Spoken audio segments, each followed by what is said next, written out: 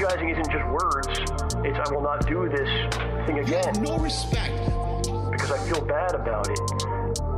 He watches too much WWE. John starts getting text messages at 6 o'clock in the morning. That means it's like 2 o'clock in the morning there. Incoherent. So you start wondering if the guy was, like, if he's been drinking and texting. I actually admitted this last year. I'll say it again. I actually do play some mobile games. I do. All right? The ones that I play are free to play or incredibly inexpensive, like you spend $1 here or there to make progress. This one's for all my baby girls. Got me that gotcha. I love it. Got me that gotcha.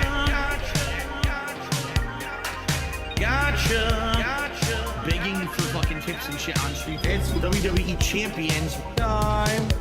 I'm stupid. WWE game plays like Candy Crush. Moving gems around, breaking colored gems. I love it. Again, it's pay to win. The more money you sink into it, the more characters you can summon, the higher chance you'll get the better characters, etc., etc. All right? Got me that gotcha. I love it. Got me that gotcha. Begging for fucking tips and shit on Street. Gotcha.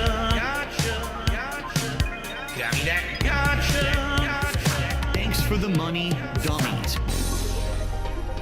Supercar. That was a mobile game I played like 5-6 years ago, a lot. For about a year, I played it pretty hardcore. All right, even at that point, that was before everything kind of fell apart with YouTube and everything. I was putting a little bit of money into it. I was playing for the top cards. I was playing the shit out of that game, okay?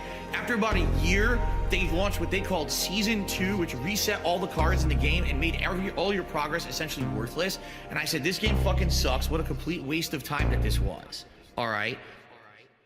Today, some shithead hater will take something that I say out of context, and a ton of morons will watch that video. So within a day or two, that video will get like 5,000 views. While my daily gameplay videos each are getting, what, like 1,000 views, if that?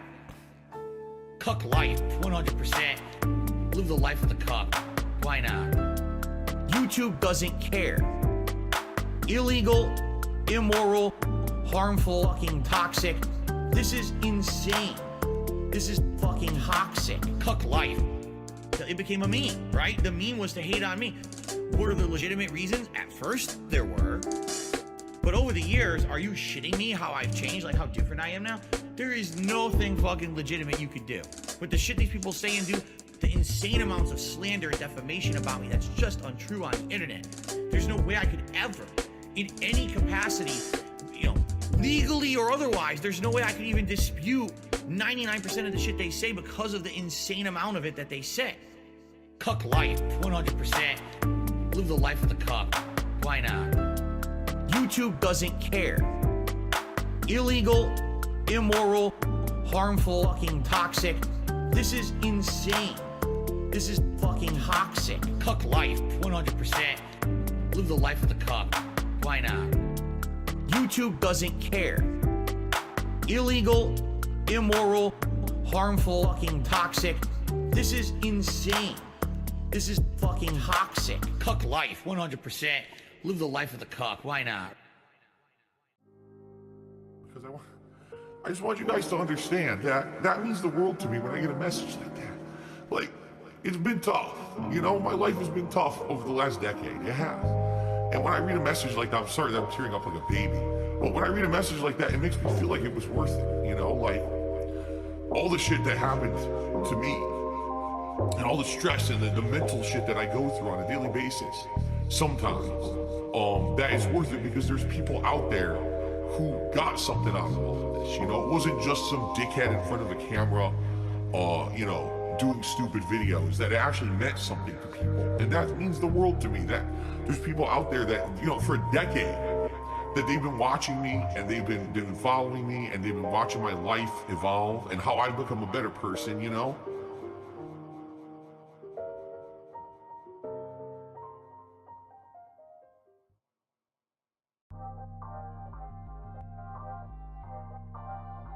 you're not rich and you're not famous and you're not this and you're not that. You had an opportunity to be, but you blew it all. And I said, well, oh well.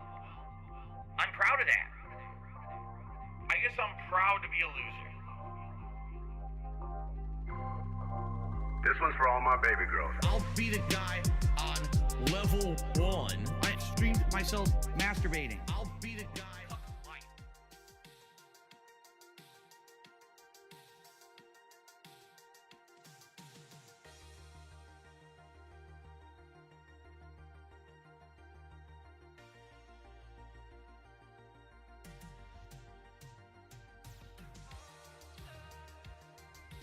And now, by the way, I have to raise money to pay 2 big bills next week. All my utilities are due next week.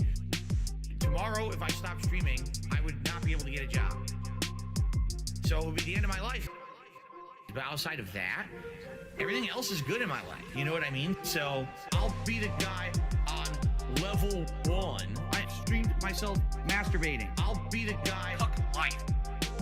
I'll be the in front of thousands of children. I'll be the guy on level 1. You're still on mission 1. I'll be the guy.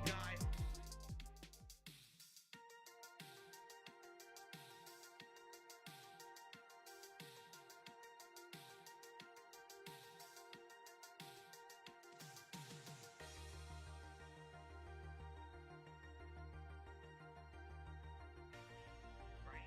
Everything here is so much better than what I had before. Why? Because I'm a positive person.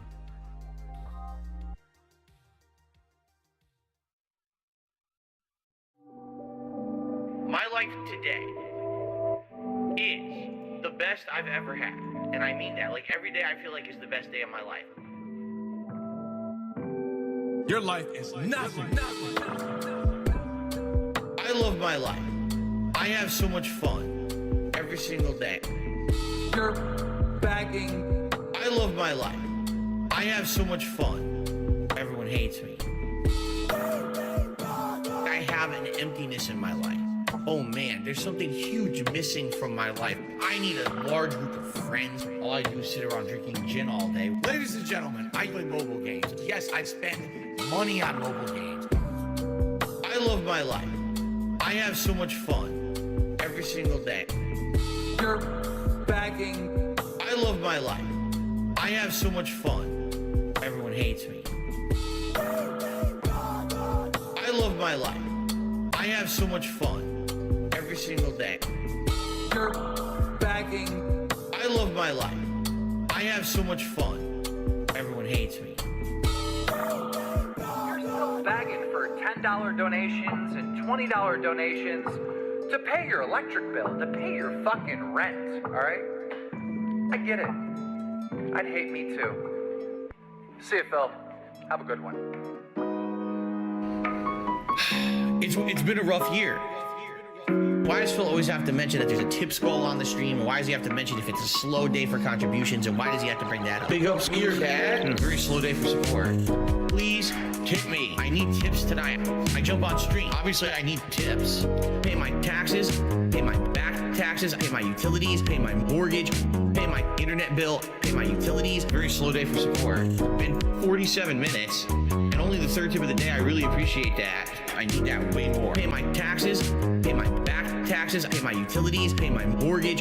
Pay my internet bill. Pay my utilities. I'm a positive guy. I focus on positivity. I tell you guys every day on my stream, I'm not a person who revels in hurting others to get over. I will put out positive, fun gameplay content for you guys, and I will continue to be successful that way. And if I fail, I fail, but at least at the end of the day, I can say, hey, it was a slow day. It's been a very slow day for support. Please tip me. I need tips tonight. I jump on stream. Obviously, I need tips. Pay my taxes. Pay my back taxes. Pay my utilities. Pay my mortgage. Pay my internet bill. Pay my utilities. Very slow day for support. Been 47 minutes. And only the third tip of the day. I really appreciate that. I need that way more. Pay my taxes. Pay my back. There's the transition. Hello, everyone. We are here with episode number 7 of the That Being Said podcast. As always, I am joined by some legends, and this week I have legends of the highest order. Let me get a quick word from everyone here first. Let me go first to our registered dentist, the fighter of all cavities, the man that requires you to brush and floss twice a day. Fantastic. Mr. Sam, how you feeling today? Yeah, I'm pretty good, thank you. You know, it's just been a tough day in the office. But... There we go. Also, the man to my right, joining us without video, but with voice. The man, the legend, the Meerkat. How you feeling today, my friend? Hey, welcome everybody. I'm feeling good. Let's start discussing and interacting. The camera is off because that's the tier 2 tips goal. So let's make sure we get there. Yes. Make sure you hit that. I'm pulling an LTG. He likes to do that.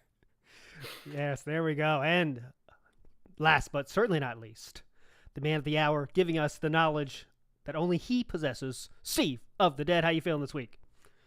I'm good, man. I'm good. I'm looking forward to discussing what's probably going to be number 2 in Secret's top 10 countdown. Something like that, yeah. I'm not going to spoil it now, but okay, quick quiz here this week. I got one single question for all of my partners in crime here today. This is called, which did DSP say the most? It's not the most creative name, but whatever. Which has DSP said the most in his history of a content creator? Of how many years it is, who knows? This is the lolcow edition. So I searched for, the kind of the top lolcows. Which one has Phil said the most? Now, a little bit of a caveat here, because sometimes people say nicknames for them instead of using their whole name. So I had to kind of cut it off at some point. So I said you had to use the whole name. So which of these funny people has Phil said the most? But he had to use the whole word. So, for example, Wings doesn't count because that gives up like 30,000 results. But Wings of Redemption had a lower number. So, Wings of Redemption, Low Tier God, Review Tech USA, and I think that's it, right? Boogie 2988. Okay. So, which of those has Phil said the most in his history? Also, Wings of Redemption, by the way. Forgot that. Wings of Redemption. So, Wings of Redemption, Boogie 2988. Review Tech USA, Low Tier God, and I don't think I'm missing anyone else, am I? That is it. No, that's 4. Yeah, that's 4. So there you go. I'll start things off. Sam, you give your first guess, please. Wings, Review Tech USA, Boogie, or Low Tier God? Not having any kind of logic put into it at all, I'm just going to go with a few people in the chat and say Review Tech USA. Review Tech USA. I feel makes like sense. he interacts with him a bit, so yeah, let's go with him. All right, Meerkat, your turn. I think it's his boyfriend Richard. Boyfriend Mr. Review Richard. Tech. It could be. All right, Steve, your guess. This is an extremely serious game. I'm going to go with Rich as well, because I think it's probably unlikely of Phil to say Wings of Redemption that much, but he'd probably say Review Tech USA a bit more often. So. All right, guys. Well, everyone is incorrect. I think you could all be right if I could add Rich, because he does say Rich a lot, right? But I couldn't do that. So he actually said Wings of Redemption the most. And it is because of one single day, actually. It is because when he did that watching of the Down the Rabbit Hole, he said it like a million times. And the video also said it a few times. So a little bit unfair, but the winner is Wings of Redemption. So there you go, my friends. Great game. It's kind of not the best game of all time, but we'll get over it. So for this week, my friends, a lot of things to talk about. I guess we're going chronological order, not in terms of importance or of noteworthiness. But to start, we have to start with the I don't know, the elephant in the room, the 50,000 that Phil turned down. Seems like it's been a long time since that happened, but still it's the biggest news, and a lot can be kind of talked about in that topic. That's why we brought Steve on here specifically, because that says a lot about what Phil is, what he wants to continue doing, what he does not want to do. Lots of stuff we could talk about on that topic. So I guess, should I give a quick summary, you think, guys, or we all kind of know what's going on? It feels like, I don't know. What do you think? Is it worth it to do a recap, Meerkat? We can do a quick recap. Okay. Yeah, I think so. So you please say, if I'm saying something incorrectly, please let me know. But my understanding of the situation is, Phil, in modern, Phil and Keem world, Phil unblocks Keemstar, which is kind of the first pebble that starts this new train rolling. Phil has unblocked Keemstar. Keemstar said some shit about Phil before, level 1, all that stuff. That's all in the past. Then Phil blocked Keemstar. More recently, for some reason, Phil unblocks Keemstar, which I guess that for me is the first question. Why do you do that? I mean, it takes effort to say, like, okay, Keemstar, you know what? I'm not going to unblock him anymore. You know what I mean? Like, is anyone kind of interested in why that happened? It's like, you got to make effort to unblock somebody. Like, first you block somebody, it's all right, see you, never see you again. But Phil was like, all right, I want to unblock him. But anyways, he unblocks Keemstar. Keemstar reaches out about 50,000, says, if you do this thing, you get a $50,000 signing bonus, blah, blah, blah. Phil says, that nonsense about he asked me to DM him first. I don't like that. It's a business situation. Usually the person DMs you. All this like nonsense. Phil then says, okay, you can call me. Here's some times. And you know those times were fucking short as shit openings. But nonetheless, he gave some times. Keemstar did not listen to those times. Called whenever he wanted. And then Phil didn't, answer because you're calling outside the times. Keemstar shows up on DSP's stream, says some nonsense like, hey, you're begging your fans for $20 or whatever, but I want to give you 50,000. It was a very rational thing to say by Keemstar. Phil blocks him. Then Phil, wanting to milk this cherry as much as he can, says, I want to make a final pre-stream addressing Keemstar for the final time. Has a whole hour pre-stream about it. Says the situation I just told you. And then the next day we have a podcast that's entitled The Level 1 Podcast, which is, again, not mentioning Keemstar, I guess, but he's changed the entire title of his podcast to The Level 1 Podcast. So where do you want to start this one first? I guess, Meerkat, I'll let you dig into it first. Meerkat, where do you want to start this odyssey off that we're about to get into? Now, I guess DSP's official opinion on the 50K, if we're going to talk about the 50K exactly, since we recapped everything, is that an official offer was never made. So it was all just kind of hearsay in Twitter posts and stuff. So but at the same time, he didn't want to pick up the phone so they could discuss the offer. So I'm kind of confused, you guys. What do you guys think? Like, he's contradicting himself in this. Yeah, like there wasn't an offer made to him, but he's not gonna pick up the phone because he was streaming. But there are times where 1,000 people would watch him in a hot premiere of like Elden Ring or something, and he would go to the bathroom for 20 minutes and drop like 300 people. Like, seriously, you're not gonna leave the stream for 5 minutes to pick up the phone for 50,000? That's gonna change your life. Like, he admitted it would. Yeah. Very confusing. I think for me, the one that was kind of under-reported on fact was he said, like, it raised a lot of red flags for me. If someone talks on the phone, there's no record of what they're saying. That was so ridiculous. Like, stop and think about that for a second. Like, it was so stupid. I didn't realize it at first. Like, what is he saying? That Keemstar like rip him off in the contract on the phone, and then like, haha, we didn't sign a contract. You're fucked. Like, Keemstar's not gonna do that. Keemstar's not this no-name person, right? If he's a no-name dude, okay, I get it. I kind of get it more. But Keemstar can't do that. You know what I mean? Go ahead, Steve. Yeah, that bit raised a lot of red flags for me as well, because it's sort of based on the assumption that the other person has nefarious intent with you. So they intend to have this conversation with you and then lie about it, and you won't have any sort of way to defend yourself, especially because it's Keemstar. Phil isn't stupid. He's like the lord of his own manor, but he knows that Keemstar is a much bigger name. Yeah. So he thinks, if he does say anything, it's my word against him. And all these people are not going to believe me. They're going to believe in. So I want it in writing at least. So if Keemstar ever does say, oh, Phil said this, I can at least show emails.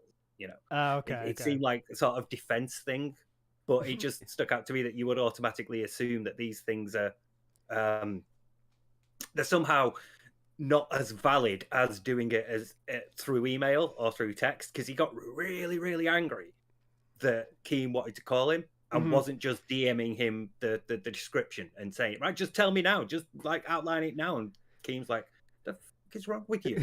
Just call. Like, it's easier to tell you over the phone. Yeah. And he kept saying the business nonsense. Business starts on the phone. You know what I mean? Like, email is kind of like, that's where you can set up the call. Then you call to have the business talk. You don't, it's just ridiculous. But and then you sort of like get everything sorted out and sign the contract and everything. And he was like, why isn't that being presented to me now? Why aren't you telling me everything now? We've got nothing in writing. We haven't signed anything. It's like, you haven't even had the call to sort all that out yet. I know. So, it's like at the highest levels, let's say you're a pro football player in the NFL. The agents called each other to say, like, all right, here's what we're going to do. What do you think about this? It's not like, here's the email, sign it or not. It's not like that. And this is, 50,000 is a lot of money for sure, but no deal was just like, here's the contract, sign or not. You got to talk about it. That was so crazy for me. Sam, go ahead. Oh, it's that same sort of impatience and like almost like the lack of marketing in the same way, the lack of marketing knowledge, I guess, that he has in the same way, when the whole PS Plus thing change was happening, and he wanted the list of games like months in advance, and he's like, come on, this isn't how it works, man. You get the breadcrumbs, and then you get drawn in, but it's like he has to have all the info right there, and it's like, this isn't how people and corporations work. No one's gonna just give you the info up front like that, and if they do, they're an idiot, basically. Yeah. And I guess go ahead, Steve. He was like that with Super Chats as well. They weren't done like the 1st of January 2022. They weren't ready. Gifted sub, sorry, when he was like, I've been waiting for months. Whereas on Twitch, it's easy. Just change a line of code. Just flick a switch. When he was doing all that, he was like, why isn't this thing being given to me now? It's like, I'm assuming like as an ass, he's quite impatient. They're not very good at like long-term planning and sort of delayed gratification. So I figure it's something to do with that. He's like, you've got information, you're not giving it to me. Why? Give it to me now. Tell me. You can tell me, and you're not. So he assumes like nefarious intent or intent to deceive. That's a good sort of like think. That's a good word. Good word. The delayed gratification Phil has a problem with. I think that's a good way to say it. It appears in so many different angles of Phil's content creation that he cannot handle all the information not being there. Yeah. Big ups to King Jad, by the way. Phil, he is hypothesizing based on what DSP alluded to that Phil unblocked Keemstar because Boogie reached out to DSP and kind of talked about it might be happening. So Phil at least wanted to hear the idea about what Keem was all talking about, and that's the thing. We're all kind of digging into what Phil said afterwards, but I believe in my mind, and Steve, you're here I want to hear your opinion too on this. I think Phil was never going to agree to this no matter what. Maybe he wanted to hear the proposal just in case, but there was no way he's going to accept this no matter what. But Steve, what do you think on that?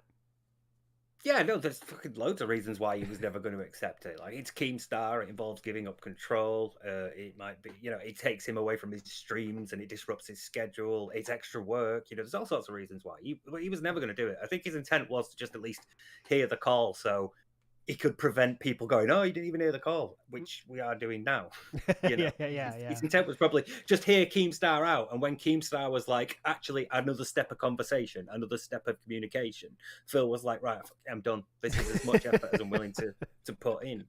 He was probably expecting Keem to like DM, here's the idea, here's an outline of it. And he'd go, nah, thanks. Yep. And he didn't get that. He got instead, when can I call you?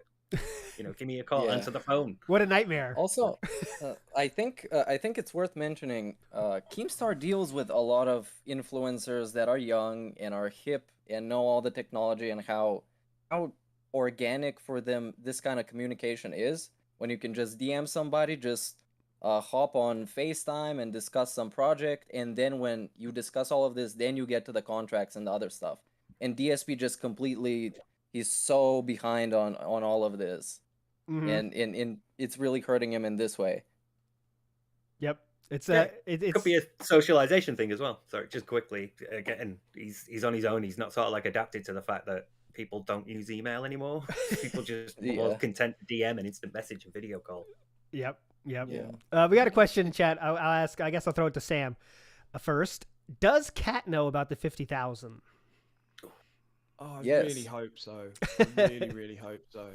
If he's avoiding that kind of an important decision and keeping that sort of thing to himself, then, what kind of... Because he said, didn't he? He said he discussed it with her. He said it was a mutual agreement that they should turn down the money. Oh, you know how that went. There was a lot of instances... a lot of instances of the word life-changing being used in that segment when he was describing it. Man, this is life-changing kind of money. This would pull me out of the dead, out of the red into the black, or whatever he was talking about. Some weird finance terms he learned in business school. Those are awesome. So the fact that he knows that he's planned, he's thought about the honeymoon thing. He's used the word life-changing. So presumably they both have thought about that side of it and what would they would do with the money. And I can find it so hard to believe that, okay, I can believe that he thinks these things, but then a second person, that's sort of divorced from the situation a little bit can also agree with it. It's just, it's just completely bonkers to me. Yeah. To me, it stood out as another one of those weird relationship things that he just thinks is normal, but to everybody else, we think that's a bit fucked up. Because you come to your partner and you say, "There's an opportunity here for me to get $50,000 for a bit of work for like a podcast or something, but I'm not going to take it." You have got some fucking explaining to do. You have got to convince your partner why you not taking that money, that life-changing amount, is a good idea. Why you not taking it is preferable to having it and changing your life for the better. So the idea that she's like, yeah, we both agree, we're both together on this. It's like, and he's like, that's what you do when you're married, when you're a couple, you know, you do these things together. And it's like, you're allowed to disagree with each other. She's allowed to go, no, hang on a minute, 50 grand, mate. Could you like just answer the phone? Yeah. You know how it was presented. You know it was presented in total. Phil has prepackaged the argument to be that Keemstar is the devil reincarnate. He's gonna literally burn down their house, you know, if they take this deal. You know, Keemstar has hits out on multiple people. You know, he's gonna murder people if he does this deal. So we just can't do it, honey. And then of course you're gonna say yes. You know, of course Kat's gonna be like, oh yeah, we can't do it, but. You know how Phil is, you know, packaged it for her. You know, that was Keemstar's probably the scariest person in America, right? FBI is after him. You know, I'm sure it was presented that way. It's like packaged to her as if you hear about something to do with 50 grand, it's just detractor bullshit, ignore it. And she's like, whatever, and goes back to Skyrim. It's like the other option.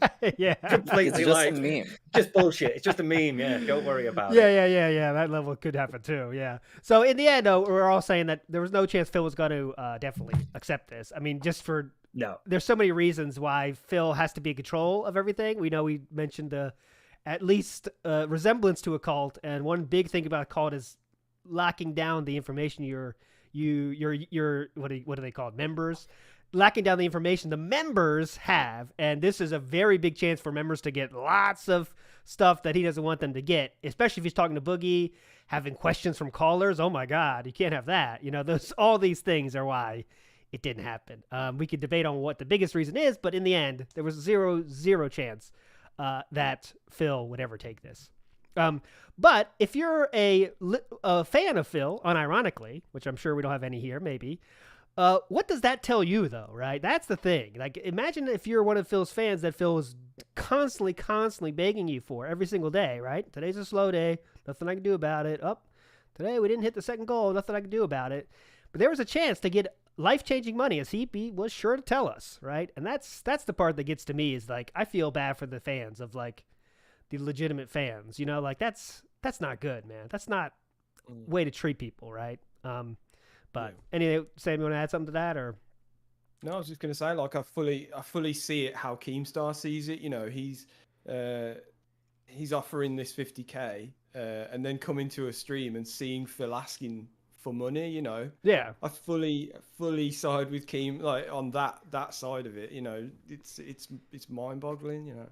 It's just disrespect, I think. You know, that's Phil's obviously no qualms about doing that, but that really hurts. But I should say, Meerkat, we were talking about this earlier this week on the Discord. Are we reaching a point where Keemstar's contact with Phil is going to jump the shark? What I mean by jump the shark is kind of like, it's kind of getting a little bit much, man. You probably say fuck Phil, right? Or maybe he's done that. We don't know, but it kind of is reaching that point, don't you think, Meerkat? Oh yeah, he's done with him, I think. I mean, what more is there left to do from Keemstar? What more is he supposed to do? That's done. He's gonna find somebody else to do some show or something else, and DSP is just gonna sit there and do what he always does, and that's about it. All right, so you don't think that Keemstar's already went too far? Like, I had a little bit of twinge of like, Keemstar should probably let this go, but then he went in that podcast, or that's just how he is. I don't know him that well, Meerkat. What about you? I mean, DSP is not even like that special. He's not that special for the format that they were pitching with the 3 lol cows. DSP is not like an explosive lol cow like that when he's with other people. You can't have him on a podcast like that. It's just not gonna work. Maybe with somebody else it's gonna work, where they could actually have a confrontation or some kind of like a controversial discussion that people can talk about. Because with DSP, you're not going to do that. He's just going to talk about Street Fighter and how it was back in the day. Yeah. And food. Yeah. Well, that would be an Oh, yeah, interesting show. food. That's an interesting show with Boogie and DSP reviewing stuff. That'd be kind of interesting. Yeah. All right. The thing is, Go like, ahead. a show like this doesn't work for me anyway. It doesn't work without DSP. Like, I don't think it'd be half as interesting if he wasn't involved. Like, if it was just a Wings and Boogie thing, I don't think it'd be. Because I think the pull of this idea, and I think the fact that the reason Keem wants him so badly is that it's just so weird to think of him in situations like this. You know, I don't know enough about Boogie or Wings, but you know, you see Wings interacting with his wife, and presumably Boogie's out and about doing things. I don't know, but just getting Phil out of his comfort zone and putting him in a situation with two other people and sort of almost forcing him into saying whatever. You know, it's far too interesting to do it without him. You know. Yeah, I think that show legitimately would be interesting because that's when I hear Phil out of the zoo cage. You know what I mean? Like that's what I want to hear. When I say that out of the zoo cage, I mean in real life. Like that's the fascinating part for me is because he's just so not a part of real life. You know what I mean? Yeah. Can't be the zoo. We've swatted the zoo already. Yeah, we got to think of a different name for it. But that's what I think. That's why Keemstar was ready to pay $50,000 because that's a $50,000 podcast, right? That people would definitely, if nothing else, say, "All right, I got to hear this, right? I got to hear what this is going to be about." It might be boring when you get there, but it would have got a lot of listeners, I think. You know? Yeah. Oh yeah. Yeah, but sadly, now here's the ultimate fuck you. Does he still do the show? Has anyone had any note about that? Is the show still might go on with someone else? Some people threw out Low Tier God, Nikki Avocado, whatever. You know, there's a lot of choices, but has there been any talk of that since then? It's dead, isn't it? Didn't he say on that podcast that he's done now? Or was it in the video? I think it was in like the 6-minute response video. He says that podcast has died now. We're not going to do it. Oh, shoot. Yeah. Oh, maybe. But you know what should have happened? They should have done it with somebody else, and then when it flops, DSP should come out on top and say, "Dude, this fucking show, if I did it, it would be a massive success. I'm just saying." Yeah, he'd have been the first to dance on the grave of that if it had failed. Like if it had gone ahead and failed, he'd be the first to. He'd be lapping that up, wouldn't he? Oh yeah. Oh yeah. Oh yeah.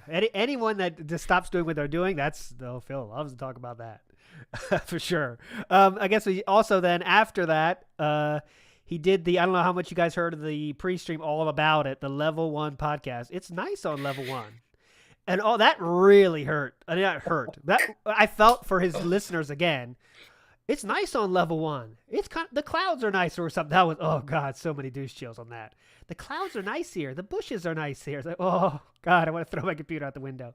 But that's I'm thinking like, if you're one of his listeners, how do you listen to this when your person you like, you're here to watch, had a chance to get $50,000 with minimal effort, but couldn't do it because he would rather beg you. Don't forget that. He would rather beg you than get $50,000 to answer a phone call or do a podcast for once a week or whatever. That was pretty fucked up. That was the most fucked up part of the week for me, you know? Yeah, you could take it a step further as well if you want to be even more fucked up and be like, Phil is claiming that this is a moral stance. He doesn't agree with Keemstar or the way that Keem has earned his money because he thinks profiting off drama is profiting off human misery and making people suffer. And he's like, I'm going to have this moral stance. And the action that I'm going to take to uphold my morals is to demand and insult and manipulate and abuse disabled people into giving me their money. Yeah. So it's like you can't really claim it as a moral victory because you have none. You don't have morals. You're willing to take disabled people's money, and instead of working for your own, you know. So it's extra fucked up. And again, the thing is here for us. We're getting enjoyment out of this. We're having a laugh. You know, Keem's really gotten under Phil's skin. It's great. Yeah. But the lesson should really be for his listeners and his viewers because they're the ones that sort of like need to realize this is bad. This man is saying I would rather you give me your money than work for my own. You know, and they're not going to get that. That's the worst thing. They're not going to get it until some form of like outside force either compels them or like helps them understand. Like, you know, it might be a parent or a guardian or a brother or sister or whatever, but somebody who sort of like takes them away from Phil and walks them through understanding.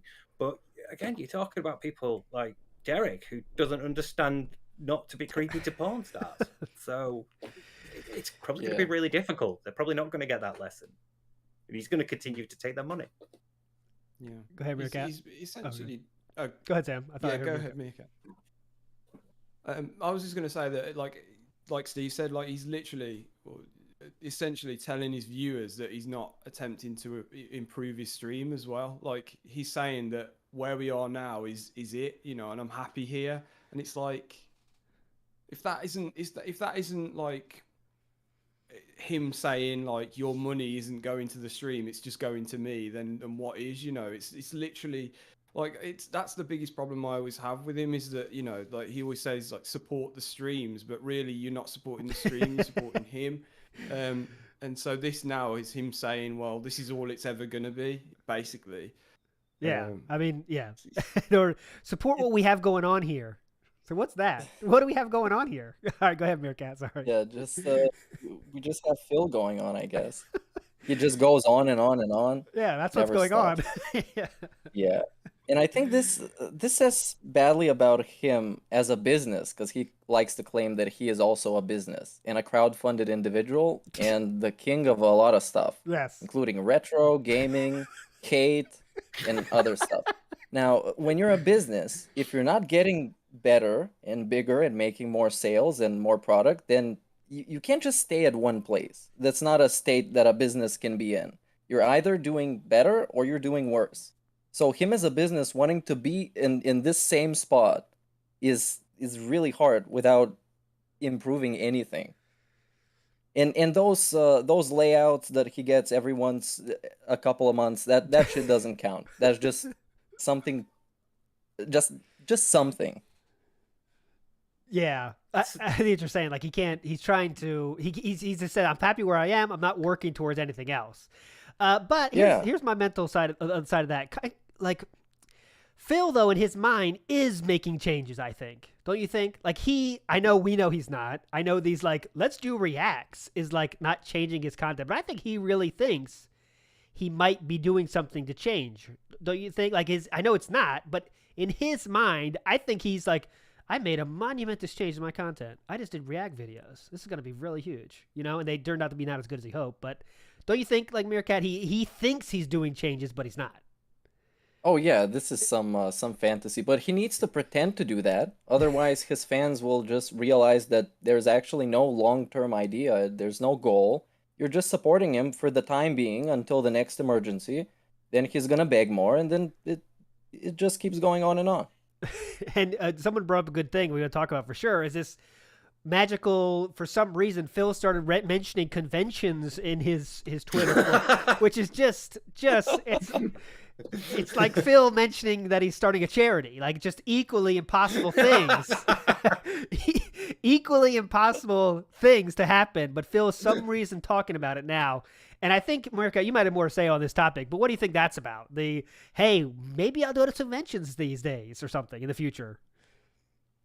Was that was for me? Yeah, well, I want to know what you think about that, because I know you have some thoughts on his strategy there. It's not happening. I already forgot what my thoughts are because I was streaming the other day same shit. Yeah. But it's not happening. No, it's just a carrot on a stick.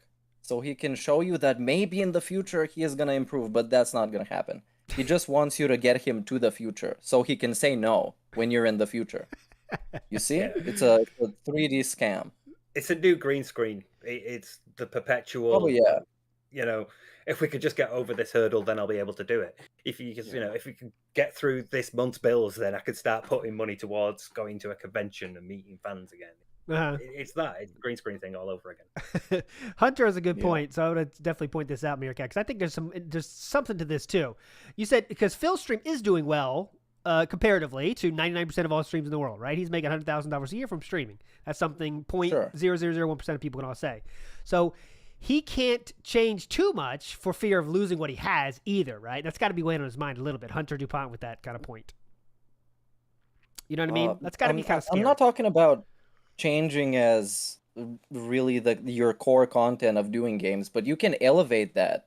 Get some new gear, learn some new skills, get a soundboard, get like a stream deck. He already has a stream deck. Set all that stuff up, Be curious enough to research how it works. All of that stuff will elevate what you do and your business. Since we're calling it a business. Yeah. Presentation, isn't it? That it's like, yeah, you can still play games, but just put some effort into how you look. You don't even shower before a stream, and your stream layout reflects that. Still entering everything by hand and then leading over to move it. And, you know, is the sort of hypothesis then that Phil is aware of this and consciously doesn't improve the presentation side of things because of how, you know, it might affect him or affect the way he comes across? You know, will he get less money if he looks to be doing better? I think he's convinced himself of that, because look at everything. Every time he mentions selling out, every time he mentions somebody doing like an advert, he goes back to the, I have never done that. I am 100% me. So you know that when I'm playing a game, it's honest reactions and all that stuff. I'm just me and all that. So I think it's that. I think there's like an element of, I just convinced myself that this is how I should be. And any like change is the result of a lot of effort on the part of his fans to force an issue, like direct capture, Minecraft, Final Fantasy Reacts, all that stuff. And he thinks that's it. He thinks like the bare minimum effort that he puts in is hard work. It is effort, and he should be rewarded for that. So, you know, you're never going to stray too far from the playing video games badly thing, but everything else, everything around it, including the presentation, he's just convinced himself is okay when everybody else can sort of see he looks like shit.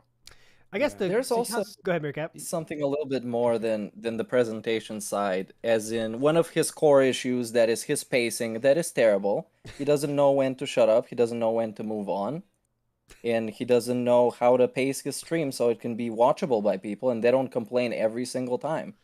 But for that to be a thing that he's gonna change, first he needs to be self-aware of it and when he's doing it and when to stop and so on and so forth.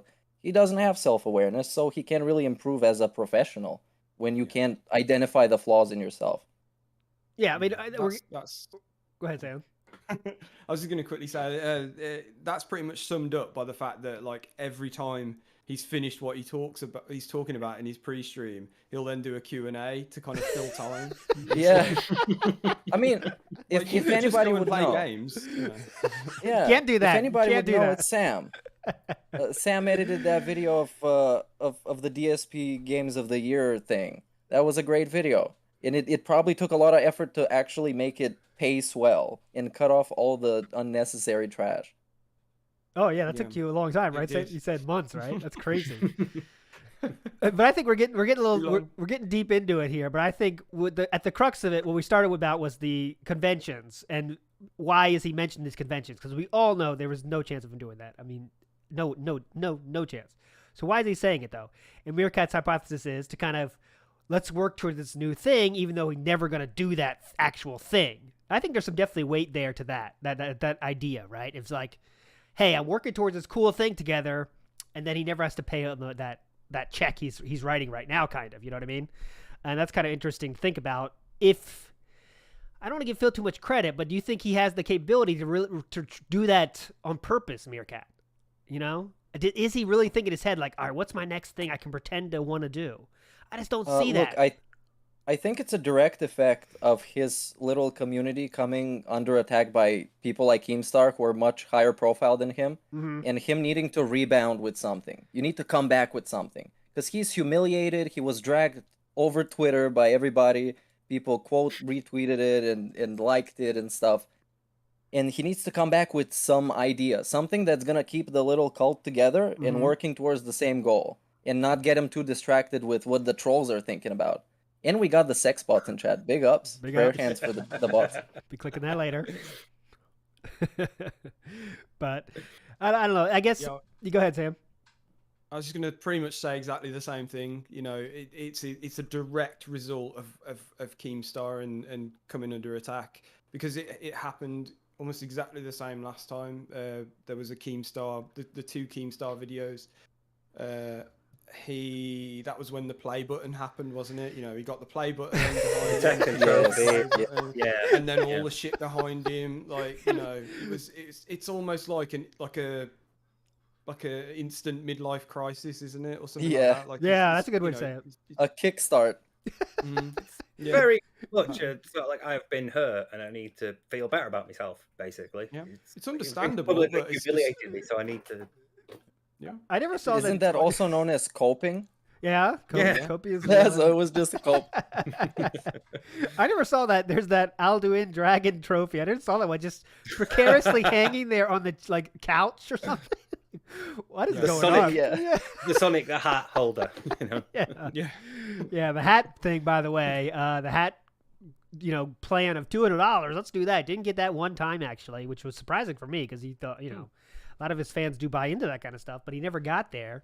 And then a week later, when they hit $150, like, okay, well, I'll wear the Sonic hat. And just, it's not really smart at any level of business to like give coupons to stuff that's, like just give random coupons. So it means nothing. Your incentives then, right? The incentives are already ridiculous. I mean, I'm not saying they're good, but if you do have some rules about, all right, $50 is glasses, $100 is whatever, you gotta, you should stick to that, right? I mean, I'm not no business major like Phil, but I mean, come on. That seems pretty ridiculous to me, but I don't know. That's really small in terms of importance. It stuck out to me because it's sort of like my impression of the convention thing and the Sonic hat and all that is that it's desperation. Like with Final Fantasy VII, he's like, I am now running out of things I can get my fans hyped about, so I'm having to reach more and more. Nobody cares about marathons anymore. Nobody cares about React streams anymore. Nobody cares about Feasting with the King. They're not bringing in as much money as they first did. And Phil does this all the time. He gets something new that suddenly brings in like a couple $100, $300 or $400, maybe even more. Yeah. And he rams that thing into the ground. He runs with that train until it's bled dry. And he's doing it again. So that's why I sort of saw things like the Final Fantasy and the conventions and all that. I saw it as desperation. It's like, what else have I got left? Mm-hmm. What else can I sort of quickly be known for? And people will be like, oh my God, Darkside Phil's doing this after years of not doing it. That's interesting. The new ones. The new one's particularly interesting, isn't it? The if I hit this goal, I'll clean out my closet. Yeah, with what was you. that? Pay me to do housework. Pay me to do my own cleaning.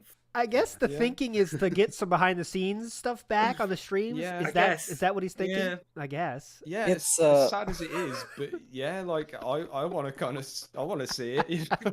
The same reason you watch programs about hoarders, though. It's like the morbid curiosity of how much shit have you got? Yeah. Like how much of a state are your living conditions really? Especially because it's so secretive now. There is that morbid curiosity of I just want to see what the rest of his house looks like. Oh yes. So, Yeah, I don't think the that- pit where cat sits. I don't think that closet is gonna be very interesting because before that stream happens, he's gonna take a look at what's already inside, take out everything that the trolls are gonna talk about. Yep. And it's gonna be boring. I also think that in the closet there is this secret unknown item that is an unlockable item. You guys know what this is? This is gonna be the next streak. Nobody knows what it is, but it's gonna be the next streak. And he knows it. Streak or something already. Yeah, it's gonna be something goofy, maybe like a mask streak. That would be an upgrade. Like that'd be funny. You guys are making me think though, because he did mention last week as well. I think on Monday or Tuesday of this week, like he wanted to start the streak thing back up. Remember, he like let's get it going again. It didn't happen. It didn't even happen one time. But I think you might be right about he's kind of scrambling here. But what can I do? So he just throws a lot of stuff at the wall this week. Think about it. Sonic hat for 200. Let's start a new vest streak just randomly. No one did it. I can go to conventions. Like maybe you guys are right on that. I think rename the podcast. Yeah. Rename the podcast. Like what can I do to shake it up here? And he's kind of just like doing as much as he can now to shake it up. And go ahead.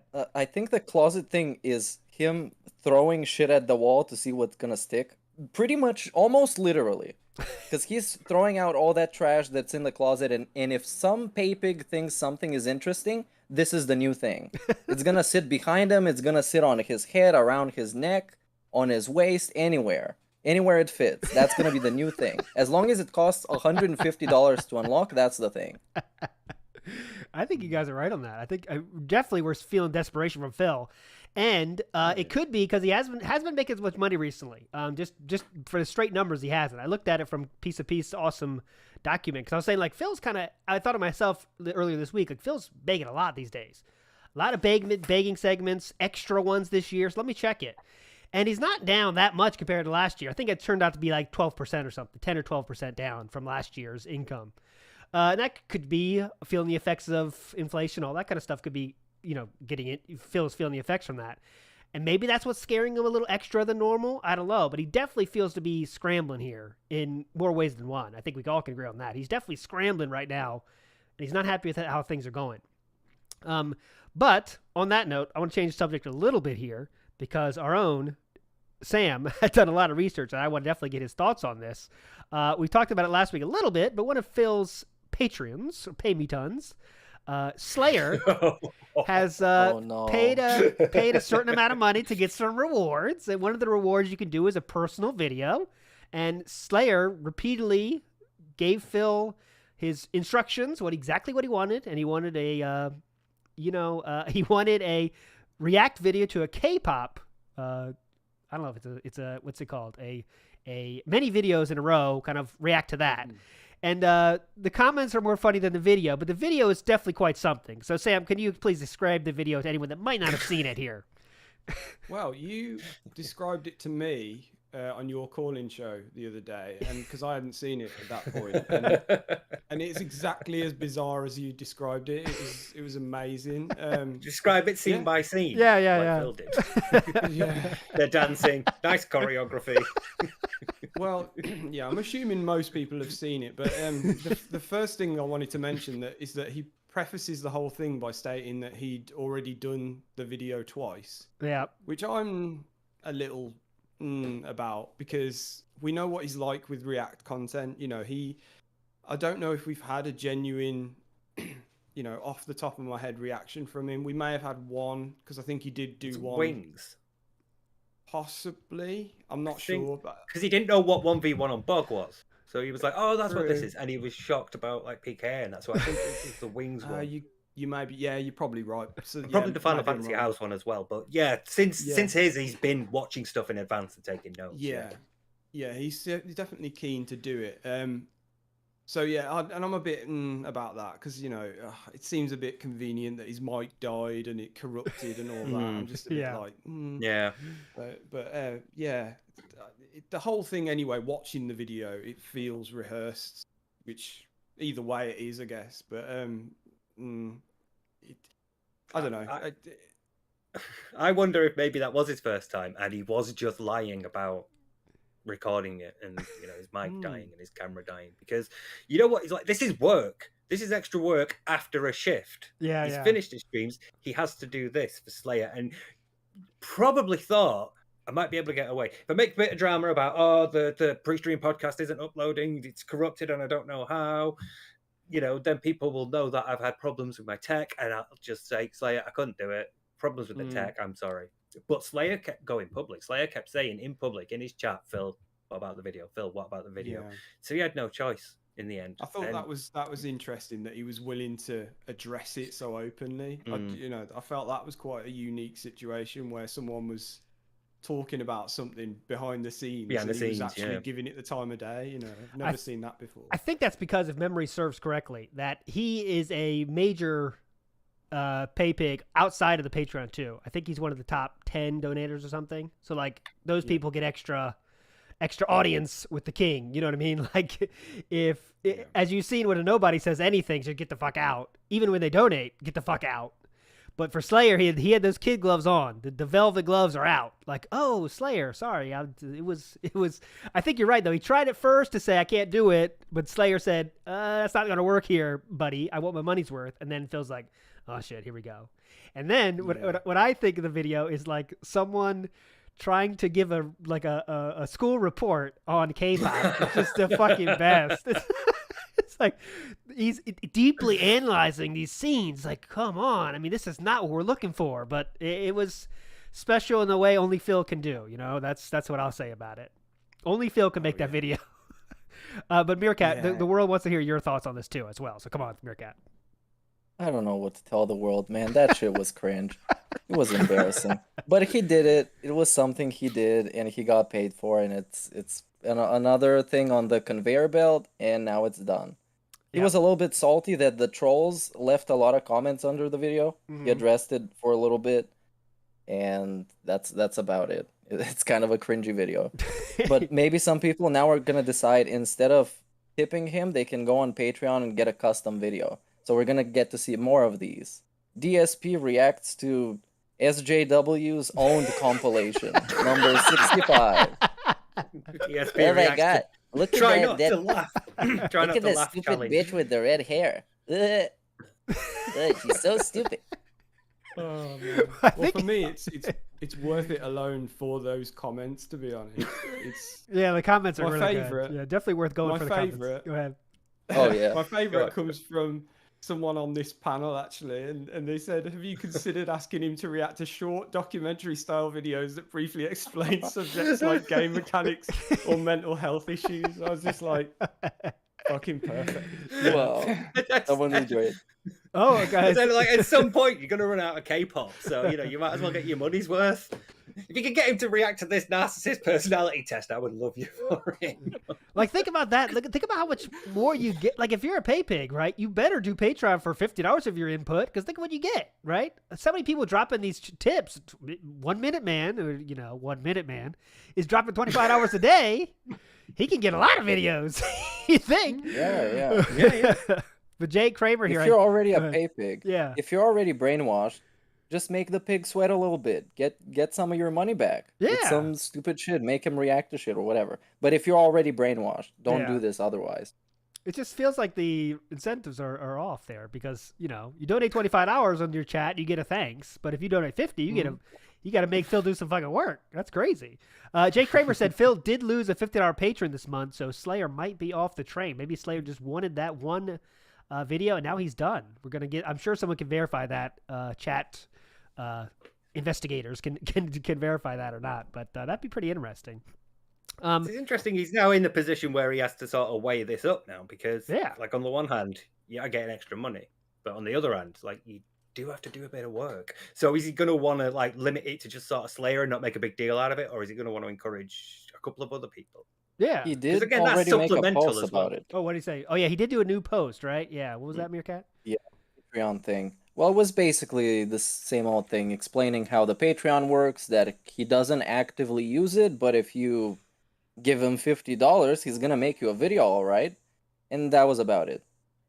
Probably shitting himself, because if he hadn't have like given up a video, Slayer could have gone to Patreon and said, "This guy's just taking my money and not giving me something," and got him kicked off that. And it's about $400 a month he still earns off Patreon, isn't it? Yeah, It's not nothing. It's a chunk, Yeah. Oh no, that said not enough to answer the phone now. No, fuck no. Yeah, think of all this. Yeah, that's a good point. Think about all this work. Now it's $291, by the way. So we lost, for money on Patreon, but all this work for $291 a month. It seems like so easy to say, all right, just fuck that, and you can make that up some other way. That's compare percentage of income. It's ridiculous if you think about it. Phil does make about $9,000, $10,000 a month. $291. That's a rounding error. It's about 2 or 3 streams, isn't it? Yeah. It's 2 good streams. It's a day. It shouldn't be. If you claim to be broke, you should be holding on to all your revenue sources. Oh yeah, that's true. I guess you can't get rid of that. And try and put in some more effort in that. That's why he made that post, probably, to let people know and maybe incentivize them for future videos. This is another case of Gates over here giving him business advice. Yeah, we got to get her on the show too someday. That's exactly right though, Meerkat. You're right. This is Phil doing his grinding, right?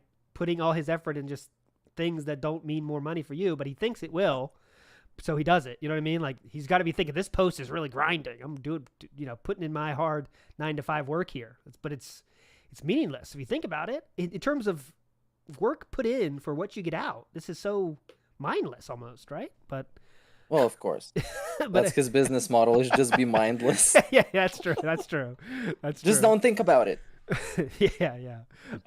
So we should talk as well. Some stuff happened yesterday. We weren't even thinking about talking about anything, but we're going to spend a lot of time on Keemstar. But then yesterday happened, which is worth talking about in itself, with our man Review Tech USA. Just first, for how it started, let me give you a summary. If I'm wrong, please tell me. I didn't see it happen live. I had to watch the restreams and all that. But Rich was legitimately just restreaming Phil. Right? Like, just having it on the channel, talking about what Phil's doing. And Phil knew this, and some of Review Tech USA's fans were going over there. They were donating money, asking questions, so Phil was all cool with it. It wasn't a restream, it was a play-along, which is a real word, a play-along. So what Piece of Peace does, those are restreams. But what Review Tech USA does, that's a play-along, which is awesome. Or watch-along, something along. But so Phil got a lot of extra income from these Review Tech USA people, Rich himself donating money to him, and Phil was all happy. Before we get to this analyzing it, I want to talk about the worst part for me. The worst part of that was the ending. Phil had all these new viewers that aren't usually on the stream. So Phil goes on this schedule segment of a lifetime where he literally explained everything he's doing for an entire week, right? Entire week's content. Just, hey, you guys might like retro games because they're playing a retro game. So, actually on Thursday I'm playing this game. I'm actually playing Final Fantasy VII coming up, and I'm also doing this. And he's just so hard, working these people so hard. His current audience, get the fuck out of here. The new audience he wants to get, oh my God, he was saying, he's begging them to come back this week. Look at all your options. Monday, Tuesday, Wednesday, I'm doing this. I'm doing all this. Please just come back. It was so cringe. I definitely recommend watching that if you haven't watched anything else. But what do we think of Rich's thoughts about DSP? I want to get your thoughts on that because Rich clearly enjoys, in one way or the other, in some way, he wants to be interacting with Phil. So I guess I wanted your thoughts on that, Steve. Rich is someone that has 1 million subscribers on his channel. His channel's still not doing great. It's went down in popularity through the years, but a million subscribers. He has a following. Why do you think he's so into interacting with Phil, Steve? I think because this is just sort of like an off-the-cuff thing. I would probably do a bit more work into it and have a deeper look into it, but my initial sort of gut feeling is that he just enjoys being able to be rich, like he's got the name. Mm-hmm. So he enjoys sort of like swinging his social weight around. And at the moment he comes in Phil's chat, everyone's like, oh, wow, Rich is here. And he's bringing people with him. So it moves the focus from Phil, which we know Phil don't like, and it moves it on to Rich. And I think Rich is like, here's another option for me. Here's another opportunity to go and sort of be a big man again, be like, center of attention. Do it in somebody else's chat. Plus, I'm going to wind Phil up as well. That's always a bonus. Yeah. But yeah, it probably just comes from a place of I need to feel big again. I need to feel that again. Because if his channel's like at 1 million, but he's struggling for views and subs and things like that, probably like Phil, probably going to be feeling quite insecure about that. Sort of like, fuck, how do I get them back? How do I sort of make the best of this now that they've all gone?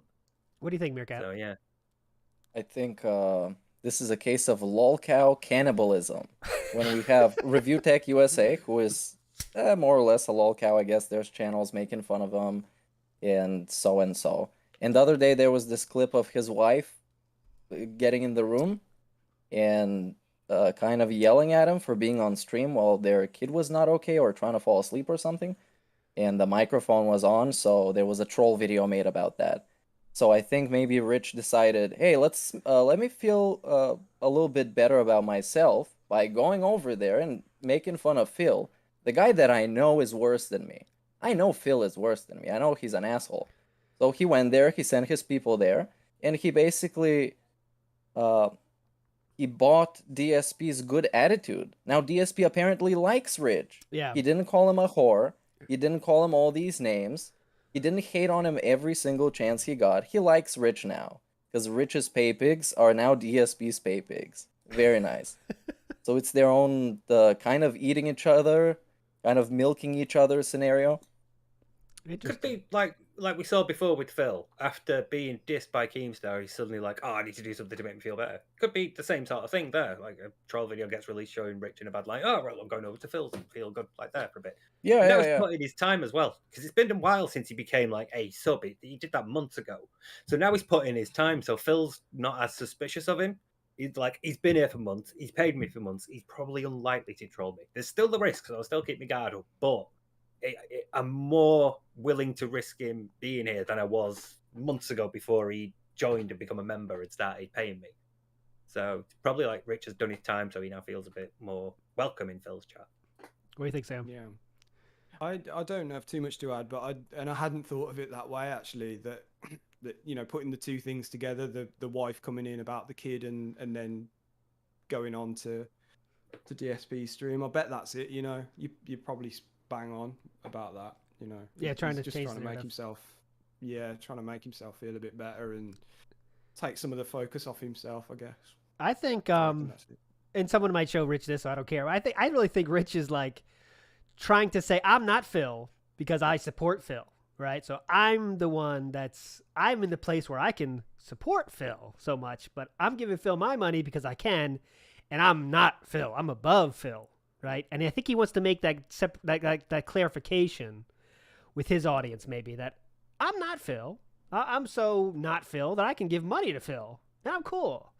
You know, but he's learning that people like us are kind of don't think of that, aren't getting that feeling at all. We don't have that feeling at all. It's kind of just being like a, you know, when trolls tip money to say something to Phil, like that's really dumb. I mean, you're always dumb when you do that, but some people still do it. I think in a weird way, Rich is saying, I'm above Phil because I can donate to Phil, right? Any thought on that? Yeah, same. Yeah, I agree with you, but I think him as a grown-ass man with a YouTube channel that needs to rely on DSP drama, he should probably save up that money he's giving DSP for his own family. Yes. And not instead fuck around and troll a pathetic DSP. Save money for family. Yep. For the honeymoon. Yeah, honeymoon. Life-changing honeymoon. Yeah. Another one. But this is another case, though, of Phil, where Phil sees a dollar sign, possible more dollar signs coming in, the whole story changes, right? All of a sudden, Rich is this nice guy. I really wish someone had the time to put in the video where, like, not too many weeks ago, Rich is some asshole. He's scary. He's causing drama. Yeah, yesterday, it was like his best friend. Oh, my God. Rich is here? Cool. Let's do the watch along, guys. It was really shocking. And then that ending. Ooh, that ending was so cringe. I cannot overstate that. Of, you know, if you like retro games, we've got this. New games, not much going on, unfortunately. But Wednesday, we're playing this. It was like, oh yeah, man. Yeah. Oh, 100%. When there's a lot of people watching, he does this thing where it's like, it's basically performative streaming. It's all like an act, and we need to do this in this exaggerated way. We need to be fun. Like all these shills that he makes fun of all the time. Uh-huh. He knows when there's people watching his Elden Ring premiere, he's gonna sing all the songs that come up. And he's gonna do all the clown noises and all the clown looks right into the camera. He's gonna do all of that while claiming he's none of that. Quick question. Did he snort and burp as much during that bit when they were there? Good question. I think I just turned that off. I don't even hear it anymore, but I want to listen back now. Does anyone know? Sam or Meerkat, were you listening? That's sort of like, there's a new audience, there's new eyes on me, you know, bank call, better be professional. Yeah, I don't think sort of thing, maybe. It's no secret that he can turn it off when he needs to. So, yeah, it'd be interesting to go back and have a look at that, actually. Do a like per hour count and see if it's changing. Yeah. yeah. But yeah, any other news that's worth talking about this week? I think that was all I had on my like must talk about. But Meerkat or Sam or Steve, anything you want to talk about other than that? Most of my notes are about team, so yeah, I mean, same with me. We could definitely go back in. I don't think we've covered that fully yet. I mean, is there any kind of thoughts we're missing there, Steve, that you want to get out? There was one. Yeah. I've got to drop me bomb. When we look at like Phil and how he behaves like this in like really weird ways, we sort of consider his personality. We normally go to like narcissism, and a lot of the time I think that's valid. A lot of the time, a lot of his behaviors are driven by narcissism, but because narcissism is an emotional regulation disorder, and so alongside that, we normally consider like sociopathy or psychopathy, rarely, but we typically sort of look around that area. But what about if we looked at cluster C personality disorders, which are driven by anxiety and fear? And I think Phil might have a big healthy dose of avoidant personality disorder, because there's a number of behavioral traits that just scream Phil to me. So I got my notes and I went back to my textbooks, and I've got a couple. Yeah.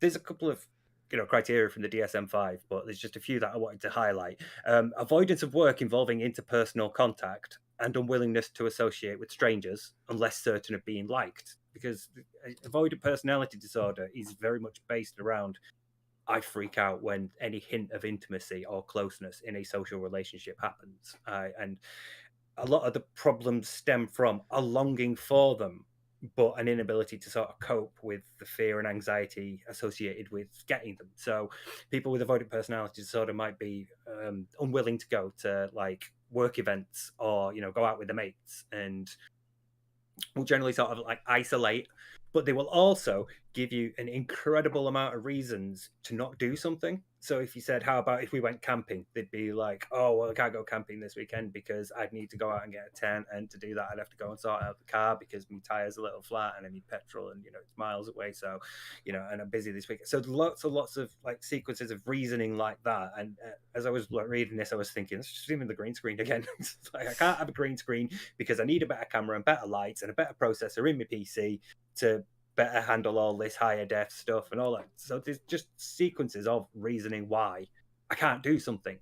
I don't like psychopaths who are like really risk takers. They're like adrenaline seekers. They need the excitement and the feedback from the nervous systems. Avoidant personality people are like, actually, no, I'm all right. I don't want to risk that. I don't want to risk doing something in public that might make me look like a tit, basically. There's also preoccupation with criticism and rejection, which is just it's Phil to a nutshell. Really, you cannot say anything critical of him at all. So, but the one that really stuck out for me is restraint in intimate relationships for fear of being shamed or ridiculed. Ooh. Because from everything that we learn about him and Kat, it just screams you're flatmates, your housemates, you're not a married couple. And he was the same with Panda, especially towards the end. He was very withdrawn, very closed off. And I think this is why he acts especially weird around sex scenes and anything involving sex and sexuality, because what's more intimate than sex? The whole problem here is that you're unwilling to open yourself up to the intimacy of another person, but you still want that. So often, because you can't get that, you end up finding maladaptive coping methods. And one of them is isolation. You isolate it like to a great extent. And another is substance abuse, which is, Phil. We know very much that he orders a lot from Total Wine. And there's just all these things that make him sort of think, I really want friendship. I really want a loving wife and family. But I can't take the steps to get them because I'm scared in some way. I'm scared of rejection, or I'm scared of being ridiculed and judged in public or by a partner. And this is why I ended up like lying in bed watching old videos of me and Rambo and feeling really sorry and really depressed, because I just need the relationship and I need the friendships. But because of avoidant personality disorder, I can't get them. I just can't go and get them. So this is like my revelation after far too long staying up, screaming at the copy of Phil on stream talking about Keemstar.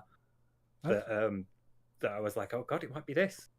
It might be this. There's doubtless a lot of it is still narcissism, but I think this is like a bigger motivator, especially when it comes to, why don't you just answer the phone? Why don't you go out and do this? And he gives off a list of why he can't do something. That's really avoidant behavior. And it affects not just relationships, it affects everything. That's why it's different from, say, social anxiety, because it's not the situation. Like with social anxiety, it's the situation, public situations and social situations that you freak out about. But with avoidant personality, it's the relationships that you build. With social anxiety, you still learn to trust someone and get on with someone and know them once you're over the initial fear of meeting them. So you'll still make friends. But avoidant, you won't even risk that. You won't even risk the step of going to see them because you feel like, tell me about yourself. Well, immediately opening yourself up to being judged or ridiculed and rejected. So you don't take that step. And I think that's why he's ended up here. When we look at like his social cues, when you look at his like behavior and his narcissism, that's like completely, yeah, you see that in how he is with his fans. But when you look at how he is with, like, say, Rambo and Howard, the fact that they're not there anymore, how he is with Kat, and when he talks about their relationship and like, oh, we don't listen to music anymore. We used to, the one day out a week we have, I went out and did all of the grocery shopping and everything for 4 hours while she stayed at home and played Skyrim. But that's your one day out. Why are you, so I wanted to treat you to a meal, but they fucked up the order, so we door dashed again.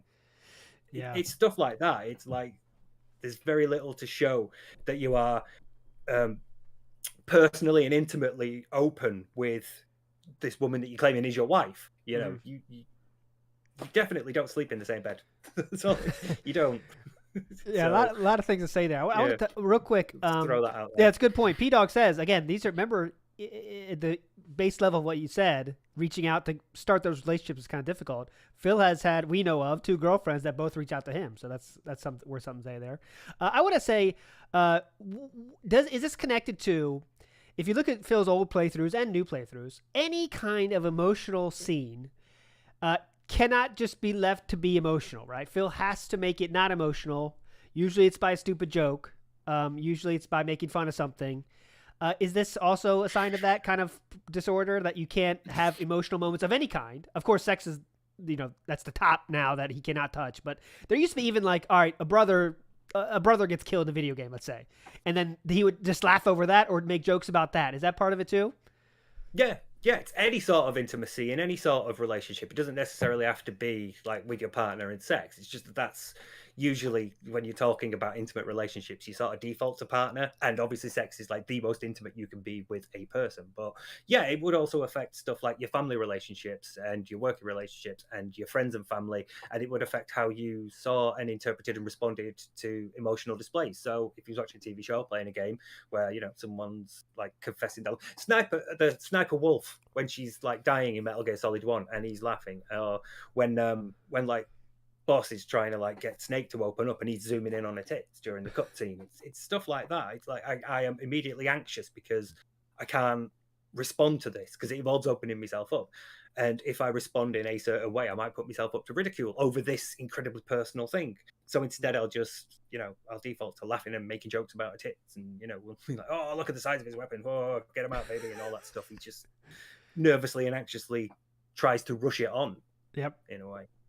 Get the cutscene over and done with quickly so we can go back to shooting. So, yeah, I think it's definitely related there. Smearcat, anything to add there? Yeah, man, I agree with this, and I think a lot of his situation, actually all of it, I think it might all be Tevin's fault.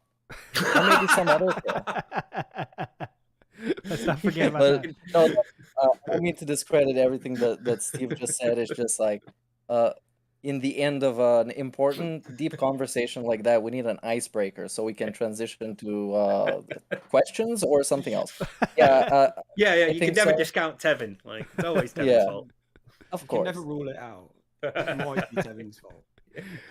Yeah, but one thing worth saying though, before you do change the subject though, is that's true when people are like, let's say like someone said, hey, you killed this person. If you didn't do it, you have a 1-sentence answer. I was here. But if you did do it, you have 20,000 reasons you didn't do it, right? That's a classic kind of interrogation thing, right? If you didn't do it, it's simple. Yeah. I wasn't there. I was at work. But if you did do it and you're trying to make people think you didn't do it, I didn't do it. I was at work. I also don't have my legs broken. Oh, my car is not working. Also, and you have 1,000 reasons. And Phil is a king of that, right? Like, think about his Keemstar thing. We got a whole fucking hour-long pre-stream about why he can't do it and all the reasons, right? It wasn't like... Yeah. What if he could say, like, I just don't like Keemstar, I don't want to do it. But he gave us 1,000 reasons, right? Like, that goes with what you said. Yeah, anyone normal, anybody who sort of, like, socialized to a regular amount would just sort of, like, go, no, I'm not interested. And that would be it. Or they'd at least take the call and sort of like, yeah, go on, I'm listening. Yeah. Sorry, mate. I'm not into it. It doesn't seem like something I'd do, but thanks for giving us a call. And that'd be it. But he can't do it to that level because he's not socialized properly for ages. So yeah, he has to have his response that normally would be pushed back on by friends and family and other people around you socially. So. Yeah. Yeah. And he can't have people asking questions. Because, the easy answer of, I'm not interested in doing this, is going to make a lot of people ask you, well, what about the money involved? You need it. Yeah. And so on and so on. Yep. All right, well, that, Go ahead, Sam. Oh, go ahead, Sam. Yeah, the one thing that I don't see mentioned about this whole Keemstar thing and the phone calls is that, he gave him time slots that Keemstar was allowed to call in. Yeah. His day off was ruled out. He said, like, that's my day off and you can't call me. And that, other than it just being a bit weird, like, that's another, now that I think of it, is another thing pointing to maybe he hasn't discussed it with Kat, because if there's a possibility that he could be out and about and then this random number's calling you, then, you know, maybe. If they're downstairs at like 4 PM waiting for the DoorDash driver, and then Phil's phone rings because it's Keemstar, she's going to notice. Because I don't think he doesn't strike me as the sort of person who would be able to control her and her access to the internet. I don't see him saying you can't have a phone or you can only have a phone with like no data on it. So she must be somewhat aware of what's going on around him.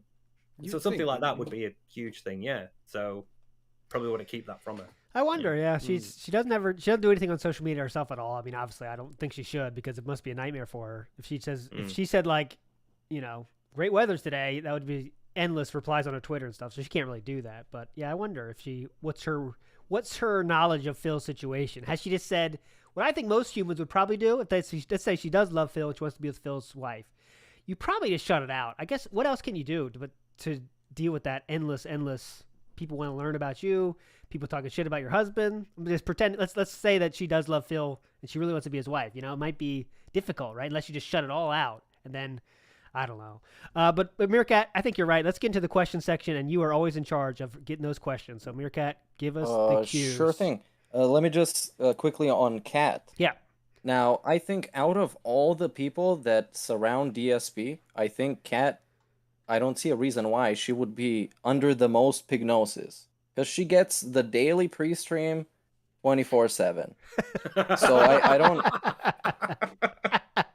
I don't see why she wouldn't be the most brainwashed out of everybody and believe everything he says. Kat, when you go on the internet, everybody is toxic. They all hate you. Don't look at it. Don't ask any questions. Just believe me. I love you. Let's get married. And that's all. So you think Kat was okay with that then? She must have been, I guess. She must be, yeah.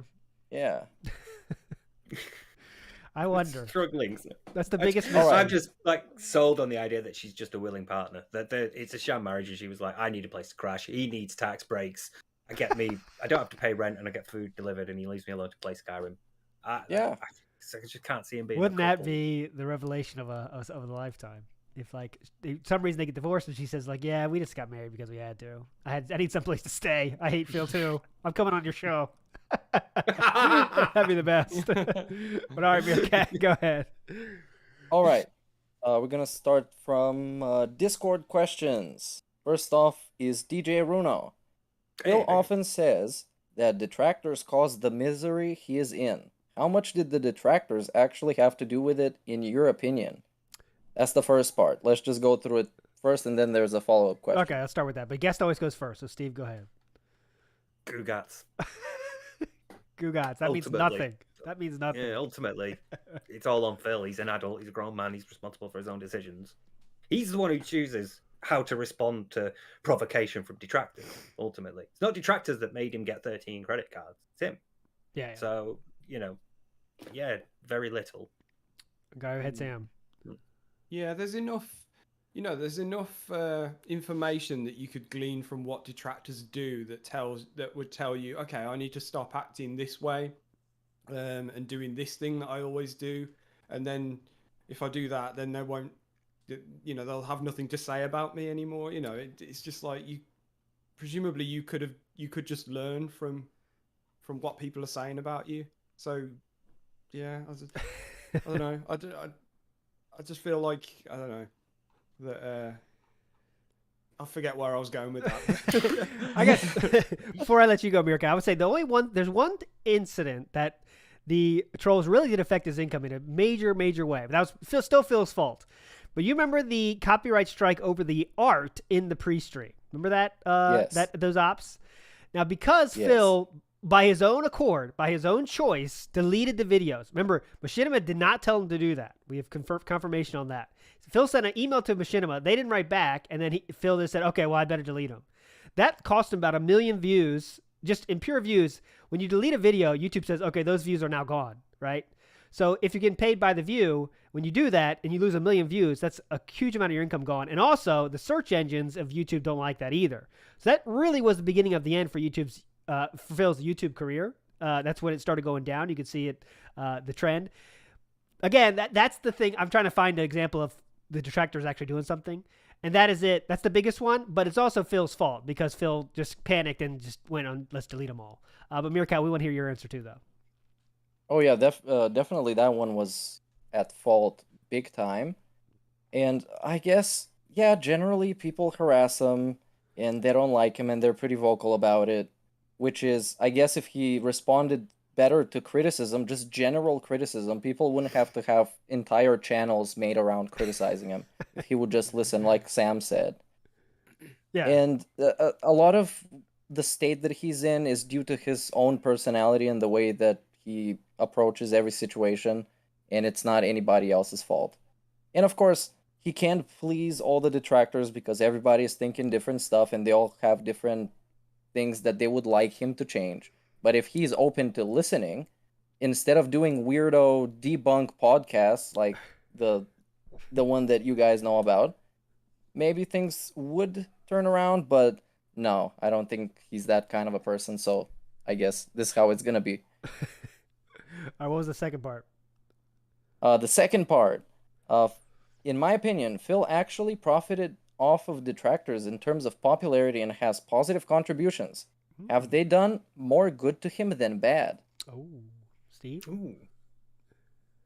I suppose, ultimately, probably one or two people who did end up siding with Phil, and for a while, whether they stayed around or not, is, a bit irrelevant, but if a couple of people out of the countless hundreds of thousands who'll have watched detractor content, probably you might have sort of gone to his side and maybe given him money. Obviously, he benefits from when people give him troll tips anyway, because he still gets that money. The best way to troll him is just that whoever's doing the thing where the username is the troll message. So even if they get banned, the message and the name stays in the chat as it goes up. So that's the best way to troll him because that's free. It costs nothing and it really gets on his nerves.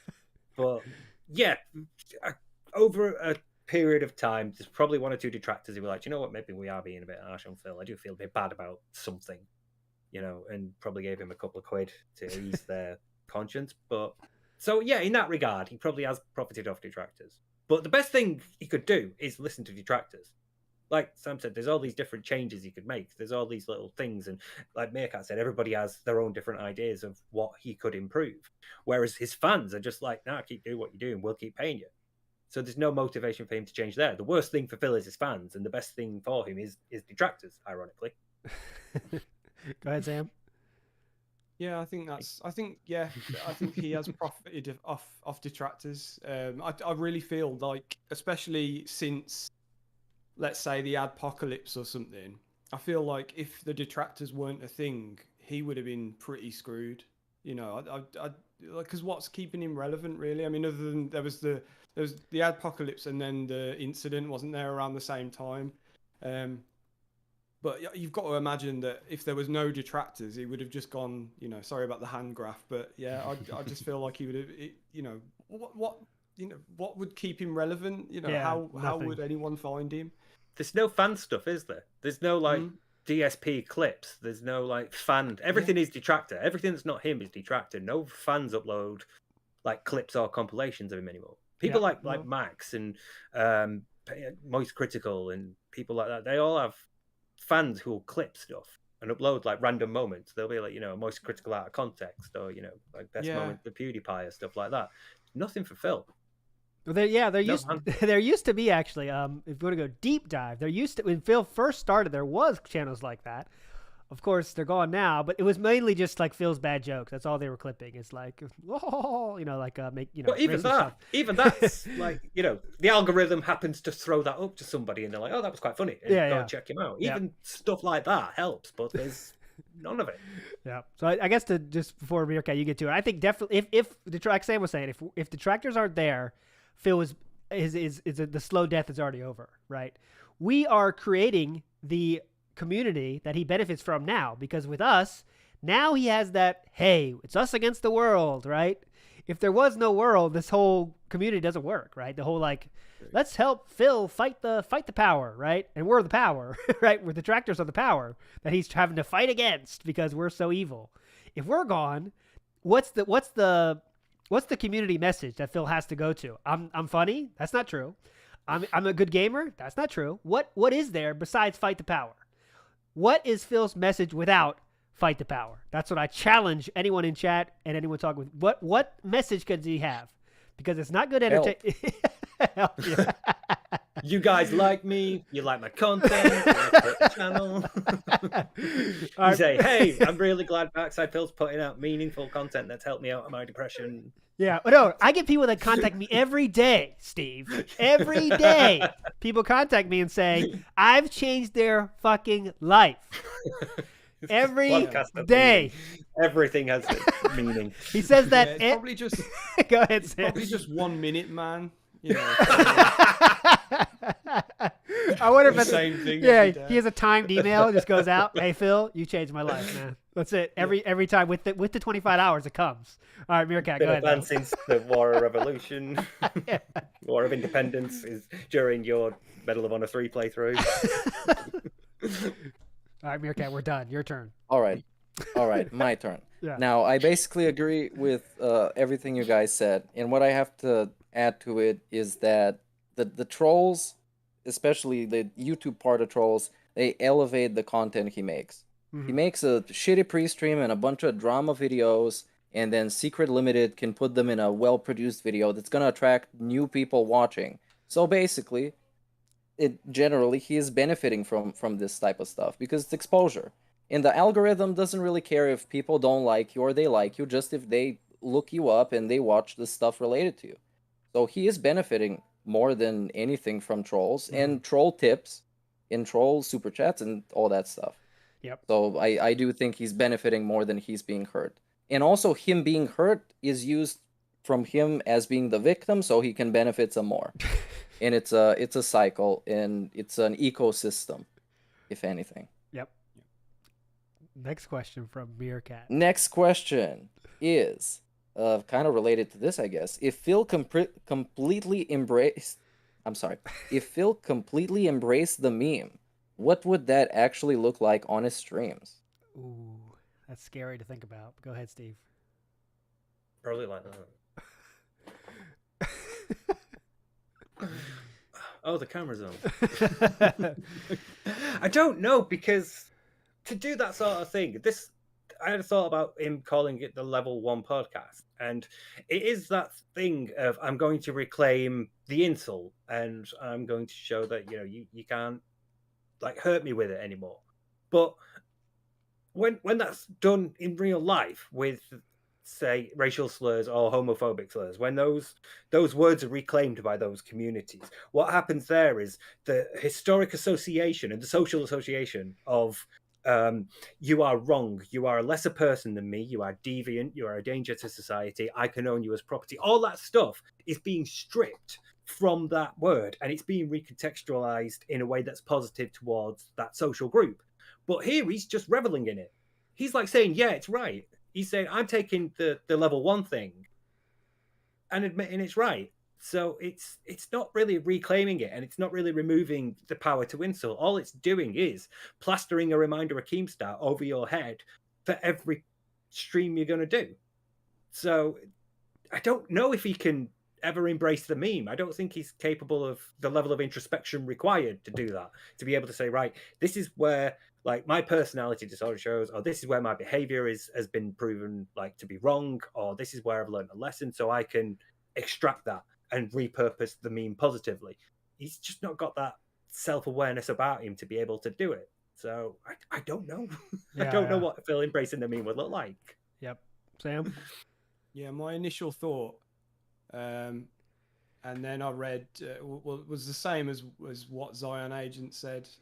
He'd ruin the meme. I just feel like he would he would just be insufferable.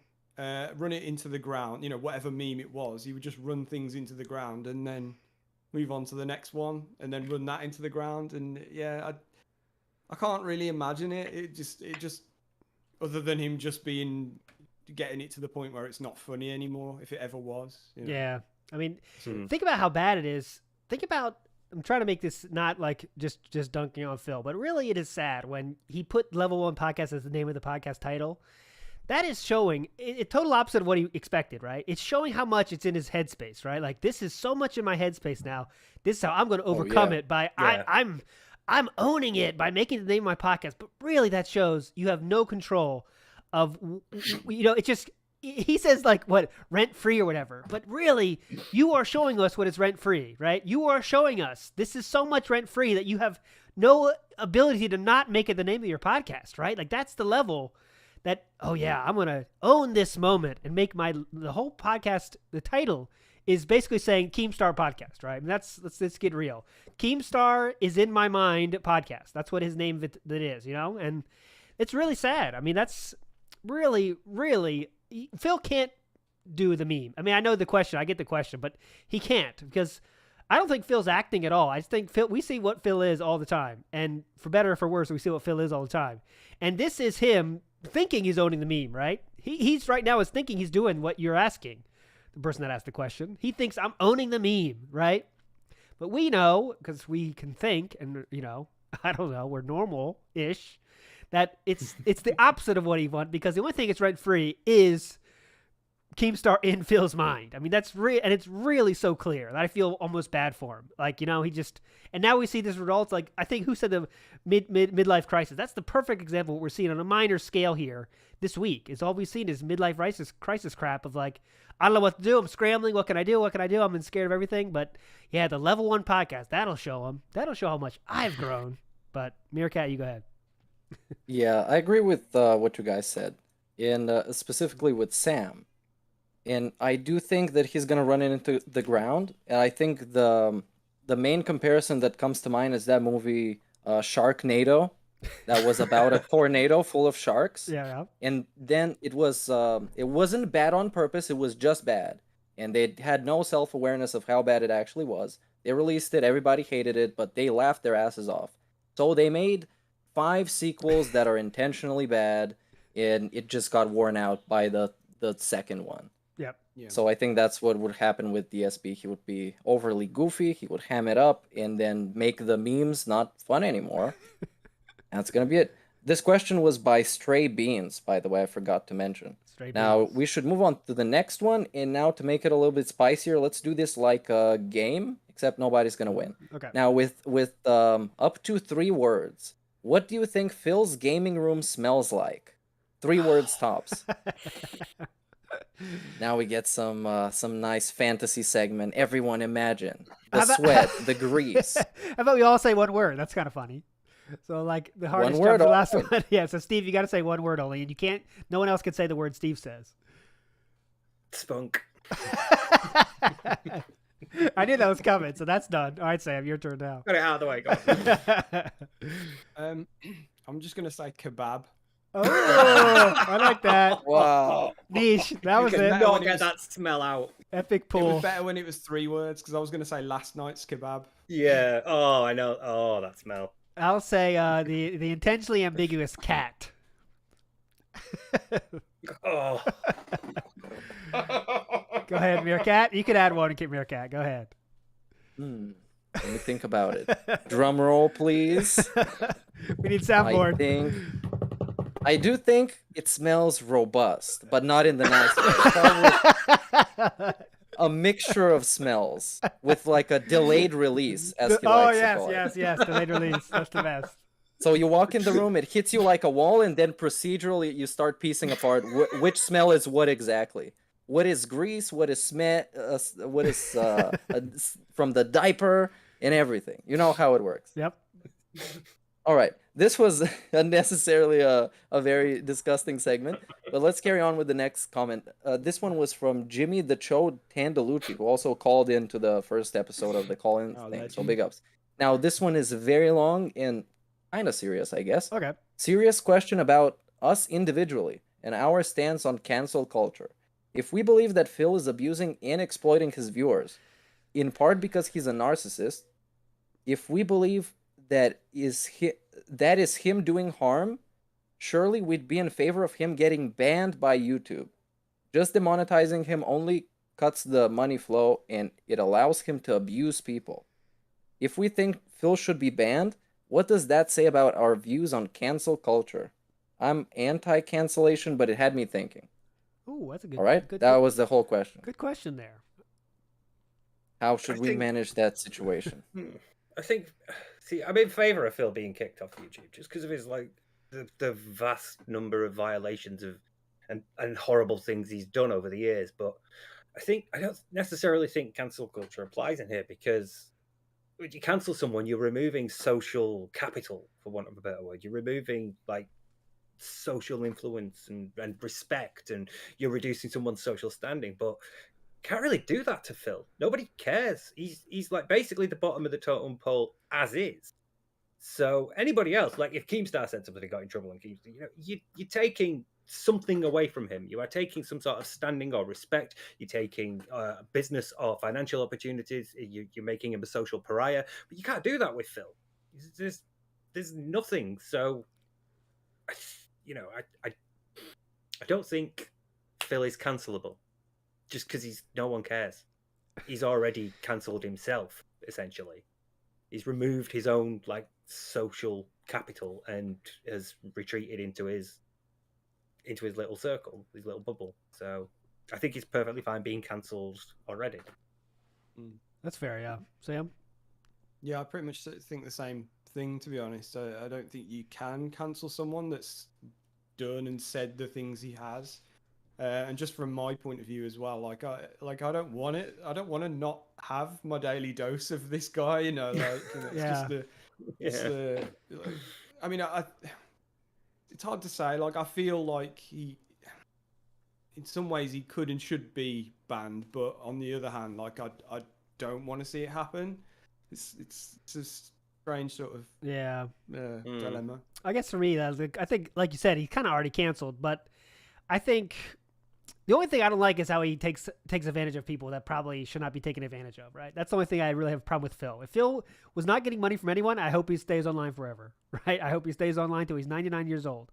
But the fact of the matter is he survives because he does get people to give him money in some nefarious ways, right? Whether it be through cultish actions or, depending on how you think about it, he might be trying to do it and really trying to have a cult, right? In his mind, I'm really trying to set this up like a cult, intentionally or unintentionally, we don't know. But that's the only thing I have a problem with, is how he feigns distress when really that is not a place of distress for people in most countries in the world, probably all countries in the world. If you're making that much money, you're not in distress, right? Or you might be in distress in some ways, but you're not in distress so much that you have to have a $2,000 marathon the weekend just to get a little bit extra. You know what I mean? So that's the thing I would like to cancel from Phil, is when you push it into taking advantage of people, that should not be allowed in my mind. That's what I think he should be canceled. But again, he already is canceled. So in terms of the actual meaning of the word, it's too late. He's already been canceled. But Meerkat, you finish us out with this question. Yeah, I think being canceled is, a matter of definition, and other people understand it differently, but I believe that you are canceled when basically your brand and your name has been tarnished enough by your actions, so you can't really get opportunities to succeed because you blew it all, basically like what is happening to DSP. So he is canceled. He has canceled himself. Do I think YouTube should take some actions? I don't generally mean to ban him instantly, but some of the videos with really heavy begging, I think, should be age restricted. I think a lot of his fans have proven to be vulnerable and impressionable young people that easily get manipulated, and I think some steps should be made towards that, towards fixing it. Mm-hmm. Not necessarily him getting banned off of everywhere, but I think at least something to acknowledge all the people that have been calling for some action from YouTube and from Patreon and the other stuff that he's done. Mm-hmm. I do sort of wish that Susan had seen that video where he's like, put down your hand sandwich and sort out YouTube and give me gifted subs now. Just because of the level of entitlement that you showed in that. Yeah, toxic. And he's supposed to be a YouTube partner. Yeah. So at least this should at some way be acknowledged. And there's other ways outside of getting him off the platform. At his anyways. Penny pinching. We're penny pinching. Oh yeah. Of course. We can only have 2 pieces of flavor release sushi. Go ahead. Dude, he nearly had to have like a lunch meat sandwich once. Come on. Yeah, this one that we talked about already. This is from Zach Bell 05. What's the mentality of Review Tech USA continuing to give Phil money? Any of you guys had something to add to this? Basically, what you said already. It's a social dominance thing. He's like, I'm paying for you. It's my money that you're getting.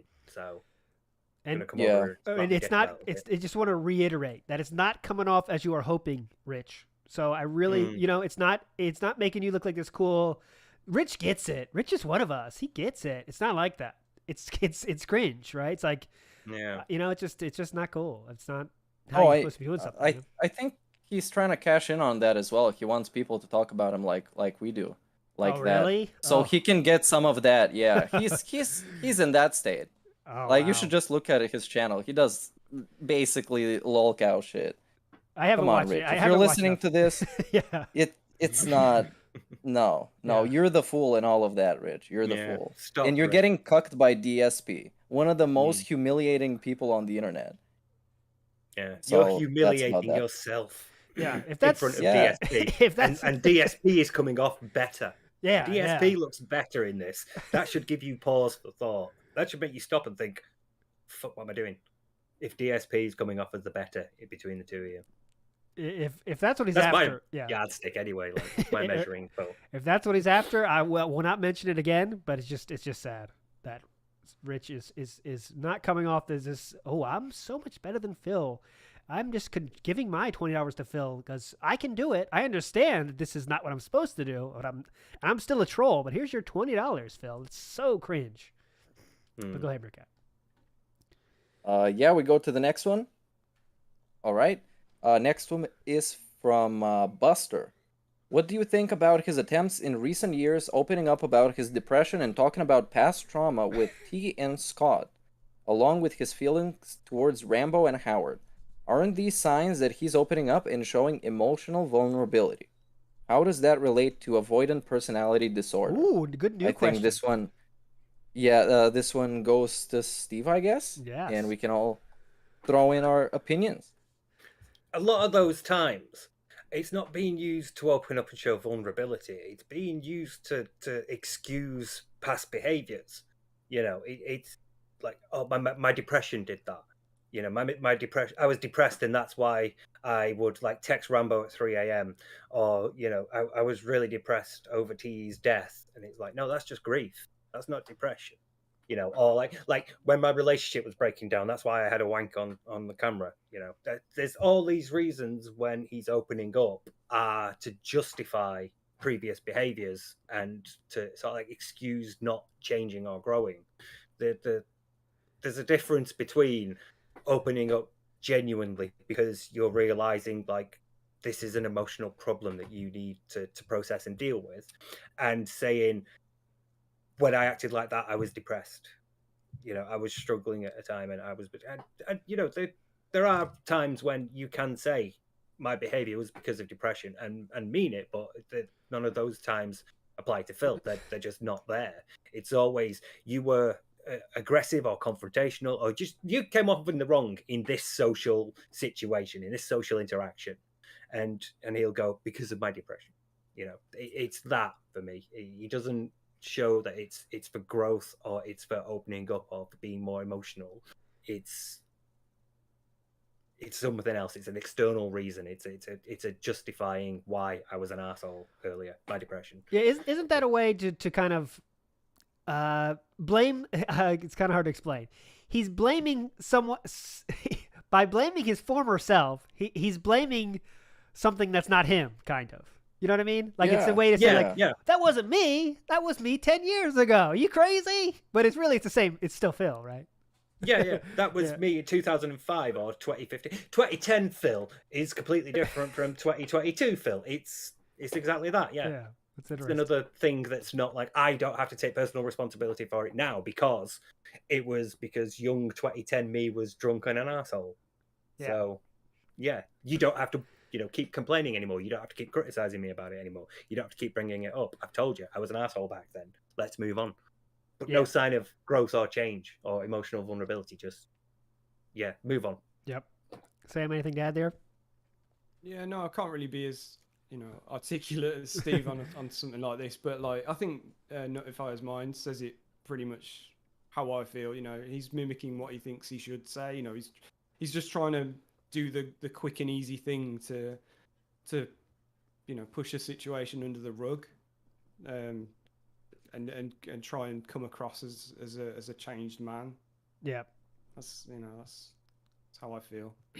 Without having to do anything to actually change. Yeah. Just say you've changed, and they'll keep paying you. Yeah. And it's always conveniently. Usually, it's kind of convenient when he shows this emotional stuff. It's always a kind of a goal in mind. And maybe that's not true. Maybe that's not true, right? But however, when Phil, everything is about money for him. Your mind instantly goes there, right? Is he using this for a reason? Is he touching the forehead with the drink? Yeah. Get it going. Get the water. Like you automatically go there. Like is there some kind of agenda here for sharing this all of a sudden, right? And maybe that's not true, but it does feel like it a lot with Phil because everything's about money. But go ahead, Meerkat. Yeah, I do agree with you guys. I think it's this weird separation from him in the past and trying to get some closure about stuff that both people are talking about from his past and probably hurt him from his past. Definitely with the Rambo and Howard thing. Yep. So yeah, which I don't mean to invalidate his depression that he might have had or his struggles with alcohol and stuff like that. But I think a lot of it is just blaming it on those things. Yep. So next question. Sorry, you got more? Because it comes up a lot with depression right, and Phil. I feel like it's depression is usually state depression. It's not trait depression. He doesn't carry it for a long time. He doesn't carry it throughout his life, and he's done nothing to either treat or medicate or control it. It's always in a response to someone where you would normally feel depression anyway, like with T dying. If your friends died, you would expect to feel miserable. In fact, it'd be more worrying if you didn't. So those sort of times, and again, Leanna left him. It's like he's feeling the absence. Might be feeling the absence of somebody doing the chores rather than the person, but he's still in that moment. You would expect to be depressed, and that's okay. But those go within time, so they're not really trait depression. They're not like depression you would be diagnosed and medicated and treated for. They're just responses to a situation. So I feel like a lot of the time when Phil's saying, "Oh, it's my depression," he's really sort of just conflating moments where you would normally feel sad, or you'd feel grief, or you'd feel stress or strain, and he's just heard it as depression. So he's adopting that and sort of using that instead. That's just sort of my sort of. I did keep meaning to go into it in another point, but in a longer video. But it's generally my experience of when Phil talks about depression, he is normally just referring to a point where you would expect to be depressed because something has happened, like a death. And he doesn't really he doesn't describe it the way you would describe trait depression. He doesn't describe like feeling a boulder on your back or feeling like a crushing darkness or a pull from within. He wouldn't talk about like the struggles of getting out of bed and getting through the door and getting to work and the thought of like every time you walk over a bridge of thinking of throwing yourself over or thinking of throwing yourself under a bus or a train. There's or like self-harm or there's no real description of anything that depressed people would feel. It's always just, well, I felt a bit miserable at this time, and it's, well, yeah, of course you did. Your mate's just been shot. Yeah. So yeah. And remember, real quick, not to not change the subject too much. Well, it's the same subject. Remember when Phil tried to explain the incident because he and Leanna were having trouble? Like, you have to. Yeah. The only reason you masturbate is when your partner's having trouble. I'm married. Exactly I masturbate sometimes. It's not like you don't have to have trouble to explain that away. But Phil still thought, I have to explain this somehow. Here's what I'm going with. Yeah, I did it because I was depressed. It's like, mate, no, you just wanked. You were horny and you thought you could get away. That's it. Yeah. You don't need to add any more because that's all. Half your audience, well, probably like 95% of your audience are men. They're gonna know. Yeah. So, but he had to have a reason. There had to be a reason. That's really was telling, Yeah, because that's responsibility on something else. It's not just, oh, I fucked up. He does handle a lot of it by going, I fucked up. Yep, I can't deny it. I masturbated on stream. Yeah. But it's because I was depressed because Leanna was leaving me and I wasn't getting it. It's like, nah, you're not really accepting responsibility for it. Then if you'd have just gone, yeah, I fucked up. I had my constant. Yeah, that's fine. That's accepting it. But Nah, he goes the extra step of, it's not my fault. There's another thing. There's another reason. There's an external locus that's at fault here. So Derek would understand. I have one more thing to add, and then we can go on to the next question. Yep. About mimicking behavior. I think recently he had this one thing. He was talking about Keemstar and reading out his text, and then he mockingly started talking about how Rambo didn't like it and DSP learned his lesson. But he was mocking this entire thing. Yep. And then what I was thinking, because I was streaming it, and I think you guys were also in chat, so you probably remember. He just remembers when he did something bad and he got in trouble for it. He didn't actually learn that it's a bad thing to do. He just got in trouble for it. It's like a child. It's very simplistic thinking. And he was mocking it as if it's a stupid thing, but at the same time saying how he understands it's a bad and inappropriate thing to do. Yeah, Steve, I'll let you go. This was one point I definitely want to say. Thank God you remembered it, Meerkat, because that was really, really fucked up. To your friend. Oh, yeah. You said it's your only friend. Yeah, it's your only friend. That is your friend, Phil. You said it's your only friend, and you still did that. And he said, he made it sound like it was the stupidest thing in the world, too. You, Meerkat, you heard it, I know. He was saying, like, yeah, because apparently some people in this world think reading tweets word for word is bad, so I'm going to paraphrase it. Hopefully that's okay with everyone, or something like that. I would have punched him exactly like that. If I'm Rambo, that would piss me off more than a lot of what he's done, because that was really bad. And he continued to explicitly say that he learned that it was a bad thing. He said exactly, because I learned it was a bad thing. Well, he was mocking this whole thing. Yeah. Go ahead, Steve. That got a chunk in my video because it got to me as well. I was like, oh, you patronizing shit. How dare you, because it just shows that you haven't learned. You've learned that this behavior is seen as bad. You haven't learned why it's bad. You haven't learned why what you did was bad, and you haven't taken any steps to change it. Because if you had, you wouldn't have mocked it like that. You would have recognized the sort of significance of it, the seriousness of it. You would have recognized like the weight it carried, and he wouldn't have mocked it in that way. So really, all it's just showing that I can be told off, but I can't be corrected. I can be told this thing is bad and you should stop it, but I'm not going to learn why or how. I'm not going to learn anything beyond, all right, I'll stop it. That's why he sort of like defaults to poo jokes and jokes about shit, because that's all he can joke about. Everything else, there's a risk. If he makes a joke about race or about sex or about gender, there's a risk. And he knows that. He's been told that. Probably still wants to make those jokes, though. He just knows that he shouldn't. So instead, he just defaults to poo jokes instead, because they're fine and nobody's told him you can't joke about shit. It's offensive. So, he just shows I'm not learning. I'm just being told that. And in a way, it is correcting behavior, because his behavior's changed. In response to being told, no, don't do that, it's bad. He's gone, all right, I won't do that, it's bad. Apparently, it's bad if I do this. Yeah. That's not learning. That's not, So, yeah, like you said, if I was Rambo, I'd be fucked off by that. If I was Howard, I'd be just so insulted, because it just shows you didn't pay attention. You didn't learn, and you've not treated the issue with, like, the weight and the significance that it deserves. So, yeah. Exactly. Now let me move on to the next one, and we got this one and one more. Okay. And I'm gonna paraphrase. Yep. Because I've learned that reading Discord questions is not appropriate. Now, Keemstar being who he is, do you think he sincerely thought DSP would go for his idea, or he was just trying to get some bait? Back and forth on this. I think Keemstar wanted to do it. Really? Probably could have. Yeah. Anything else? Yeah, Sam? I do think. I Go think ahead. I think he legit like thought he. Well, I don't know if he thought he would, but I think he legit wanted him to, and legit thought it was a good idea. But also like he's kind of won either way, because he's got a reaction, So either way, it doesn't. Not that it doesn't matter, but he's at least got something out of it.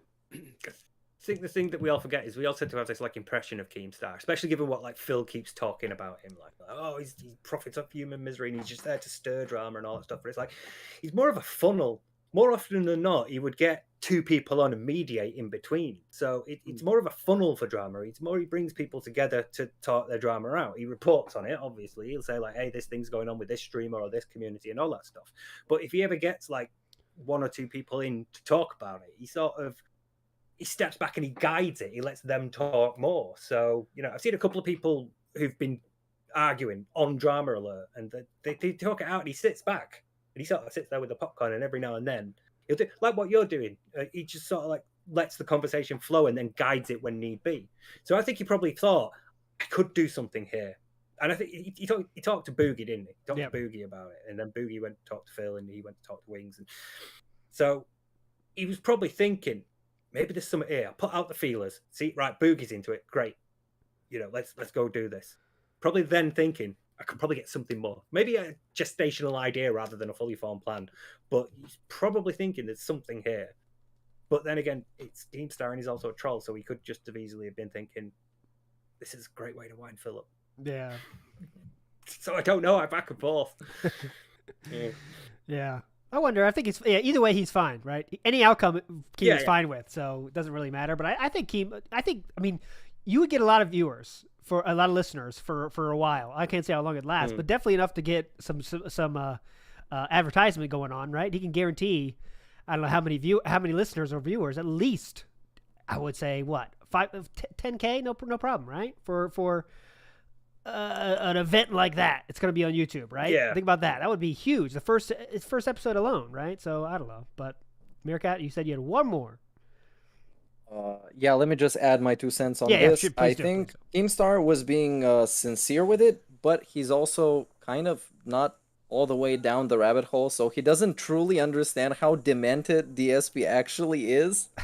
So he didn't know what he was going into, actually. I don't know how he expected DSP to come on a podcast and eventually shill for stuff like Dollar Shave Club and some Viagra pills. Like, can you even imagine this? I can't even imagine this. No, someone could do that. You could do that impression, Meerkat. Come on. Well, we got Dollar Shave Club here. Use LOLCOW50 to get 50% off your first Dollar Shave Club subscription. Don't forget, guys, we've got toothpaste adverts here. Yeah. Oh, yeah, of course. All the ads. Yeah, use the code DEVOUR. What does DEVOUR mean? I don't even know. So DEVOUR, apparently, whatever that means.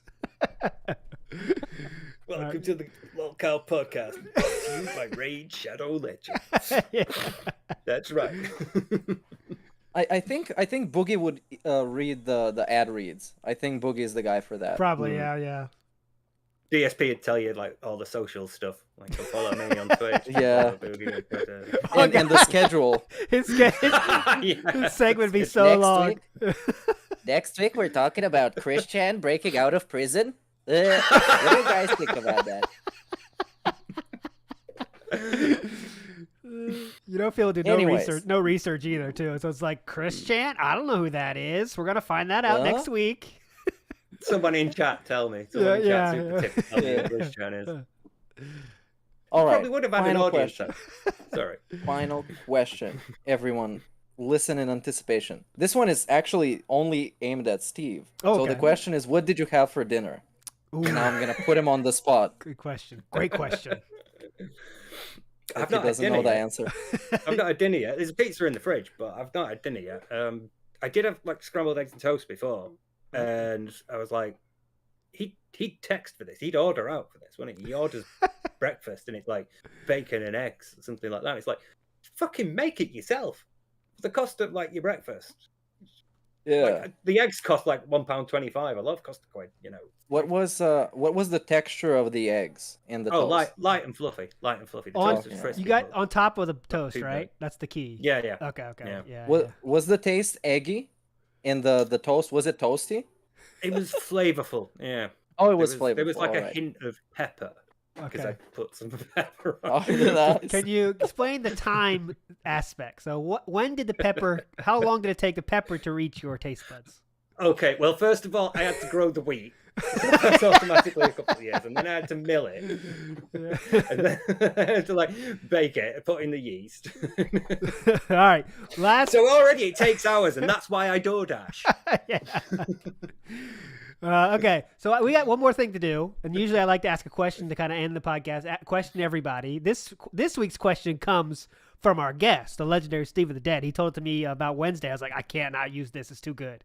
So here's the question.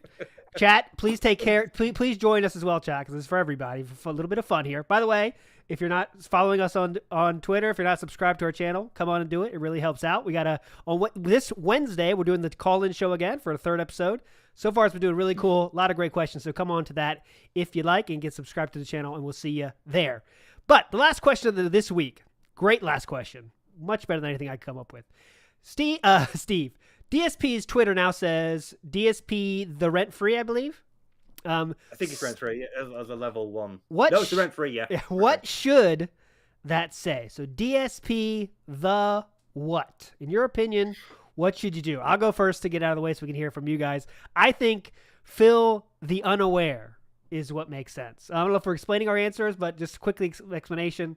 Yeah. So much of Phil's personality is because what he's not aware of the actuality of the world, right? Everything is, he doesn't know about so many things, and but he has decided in his mind about those things, and that's where we get the magic, is because he thinks he's doing something that's normal, but if you know about the world to any real degree, you would not be acting like him. So I would say DSP the unaware. Let's go to Sam though next. I'll put you on the spot for the next one. Okay, well, I had a hard time with this one, and I couldn't stop thinking of something sort of. I was trying to find something pertinent, but I couldn't help but think of DSP, the man with a longer yellow streak than a stampede. Yes. Yes. Yes. DSP the ski. That's my answer. Sam? Sorry, everyone. That's a really niche answer for me and Steve, I think. Really fucking huge in America, Red Dwarf. All right, Steve, I was going to go for DSP the moribund because I thought it'd be like an Alan Partridge reference, but also because it does mean dying, or like bound to die. Okay. Because he's like DSP the undying, DSP the immortal, and it's like, just, nah, you are slowly dying, you know. You're gradually whittling away. You're just not aware that you're circling the drain. So I was thinking DSP the moribund. That's a good one. Makes sense. And you don't mean in terms of dying. You mean in terms of career dying, of course. Yeah, yes, yeah, career dying, yes. Right. Social stock, yeah. Him as relevant as a creator, yeah. That's a good one. All right, Meerkat, you're the last one. I think, and of course I see it in chat, so now if I say it's going to sound unoriginal, but I think it's DSP the guy. I don't think he has enough identity to be anything else other than a nameless guy. He's just the guy, man. The guy that jerked off, the guy who begs, the guy who humiliates himself, the guy who had all opportunities and failed. He's just the guy. It's as simple as that. I think that makes sense for sure. Let's call out a few in chat here. So good. Heather like P. DSP the echoing is great. King of Cope, Proxicon, the perpetual victim, the irredeemable Ruben, nice. The save, the save slave. I like that. That's good. The save slave. Last thoughts. Final Fantasy VII has been decided. Sam, what are your thoughts? Someone that loves Final Fantasy VII, I think it's your favorite game of all time. What are your thoughts on DSP's playthrough? What should we look forward to there? Like I said, whenever it was Wednesday, it's just, I think we're going to get a lot of grinding and stalling, and also, like I said on Twitter, I forgot as well, he's playing the PS4 version, so that means there's potentially cheats involved as well. So, but it does mean there's achievements, and he's gonna be so fucked off if he doesn't level up Aeris. Cheats don't disable achievements. Oh. So there it goes. Yeah. But it's still like you've got to grind with Aeris for a bit, haven't you, to get, because it's an achievement for doing everybody's level 4 limit break, and you have to grind to get hers. Yeah. So if he doesn't do that, if he plays through the story and then gets to that point where it's like unobtainable, you might get a bit salty about that, because he puts a lot of stock in achievements. They're an award. They're a recognition. They're like, hey, well done. You did this thing in the game. You did this challenge. Oh yeah, he does have a weird thing with that. Like it's some random. Like you played the game for half an hour, the achievement would come up on old playthroughs. He'd be like, oh my god, it's got an achievement. It's like 30 minutes to in. show you. Yeah. That really means a lot to him. Those achievements. And then I remember one, now they're kind of like whatever. I remember when achievements were kind of cool. They definitely were like a cool new thing. But then they now these days, no one really cares, But like someone there's an achievement for like turning on the game in some game. He's like, oh my God, they gave me an achievement for that? Like, why are you cheapening my achievements? I love these achievements. Don't cheapen this, Bandai or whatever. Anyways, we're going to end on that high note there. Great stream. Please go follow everyone involved in this podcast. The top link should be to Steve's stuff. Go follow him. He's got a hot video in the oven. It's coming out perfectly baked. When can we expect it, Steve of the Dead, about? Please be general is fine. About probably next week, maybe Wednesday or Thursday. I've edited, I think, 4.5 hours now. I've got another 3 to go. Wow, there we go. That's going to be a hot one. So you're going to be ready for that. Yeah, maybe next week, maybe Wednesday or Thursday time. Yeah. Awesome. Please subscribe to Steve to watch that. Sam, same question to you. You're always working on something. When are we going to see the fruits of that labor, my friend? I feel like I'm never gonna put this video out, and it's just gonna be like this unseen thing. But I don't know. Your project. Yeah, exactly. Yeah, it'll be a carrot that I can dangle for a bit, but, yeah, it'll be done when it's done, I suppose. Perfect. Meerkat, any streams or new music we can look forward to this week? What are you looking to do here?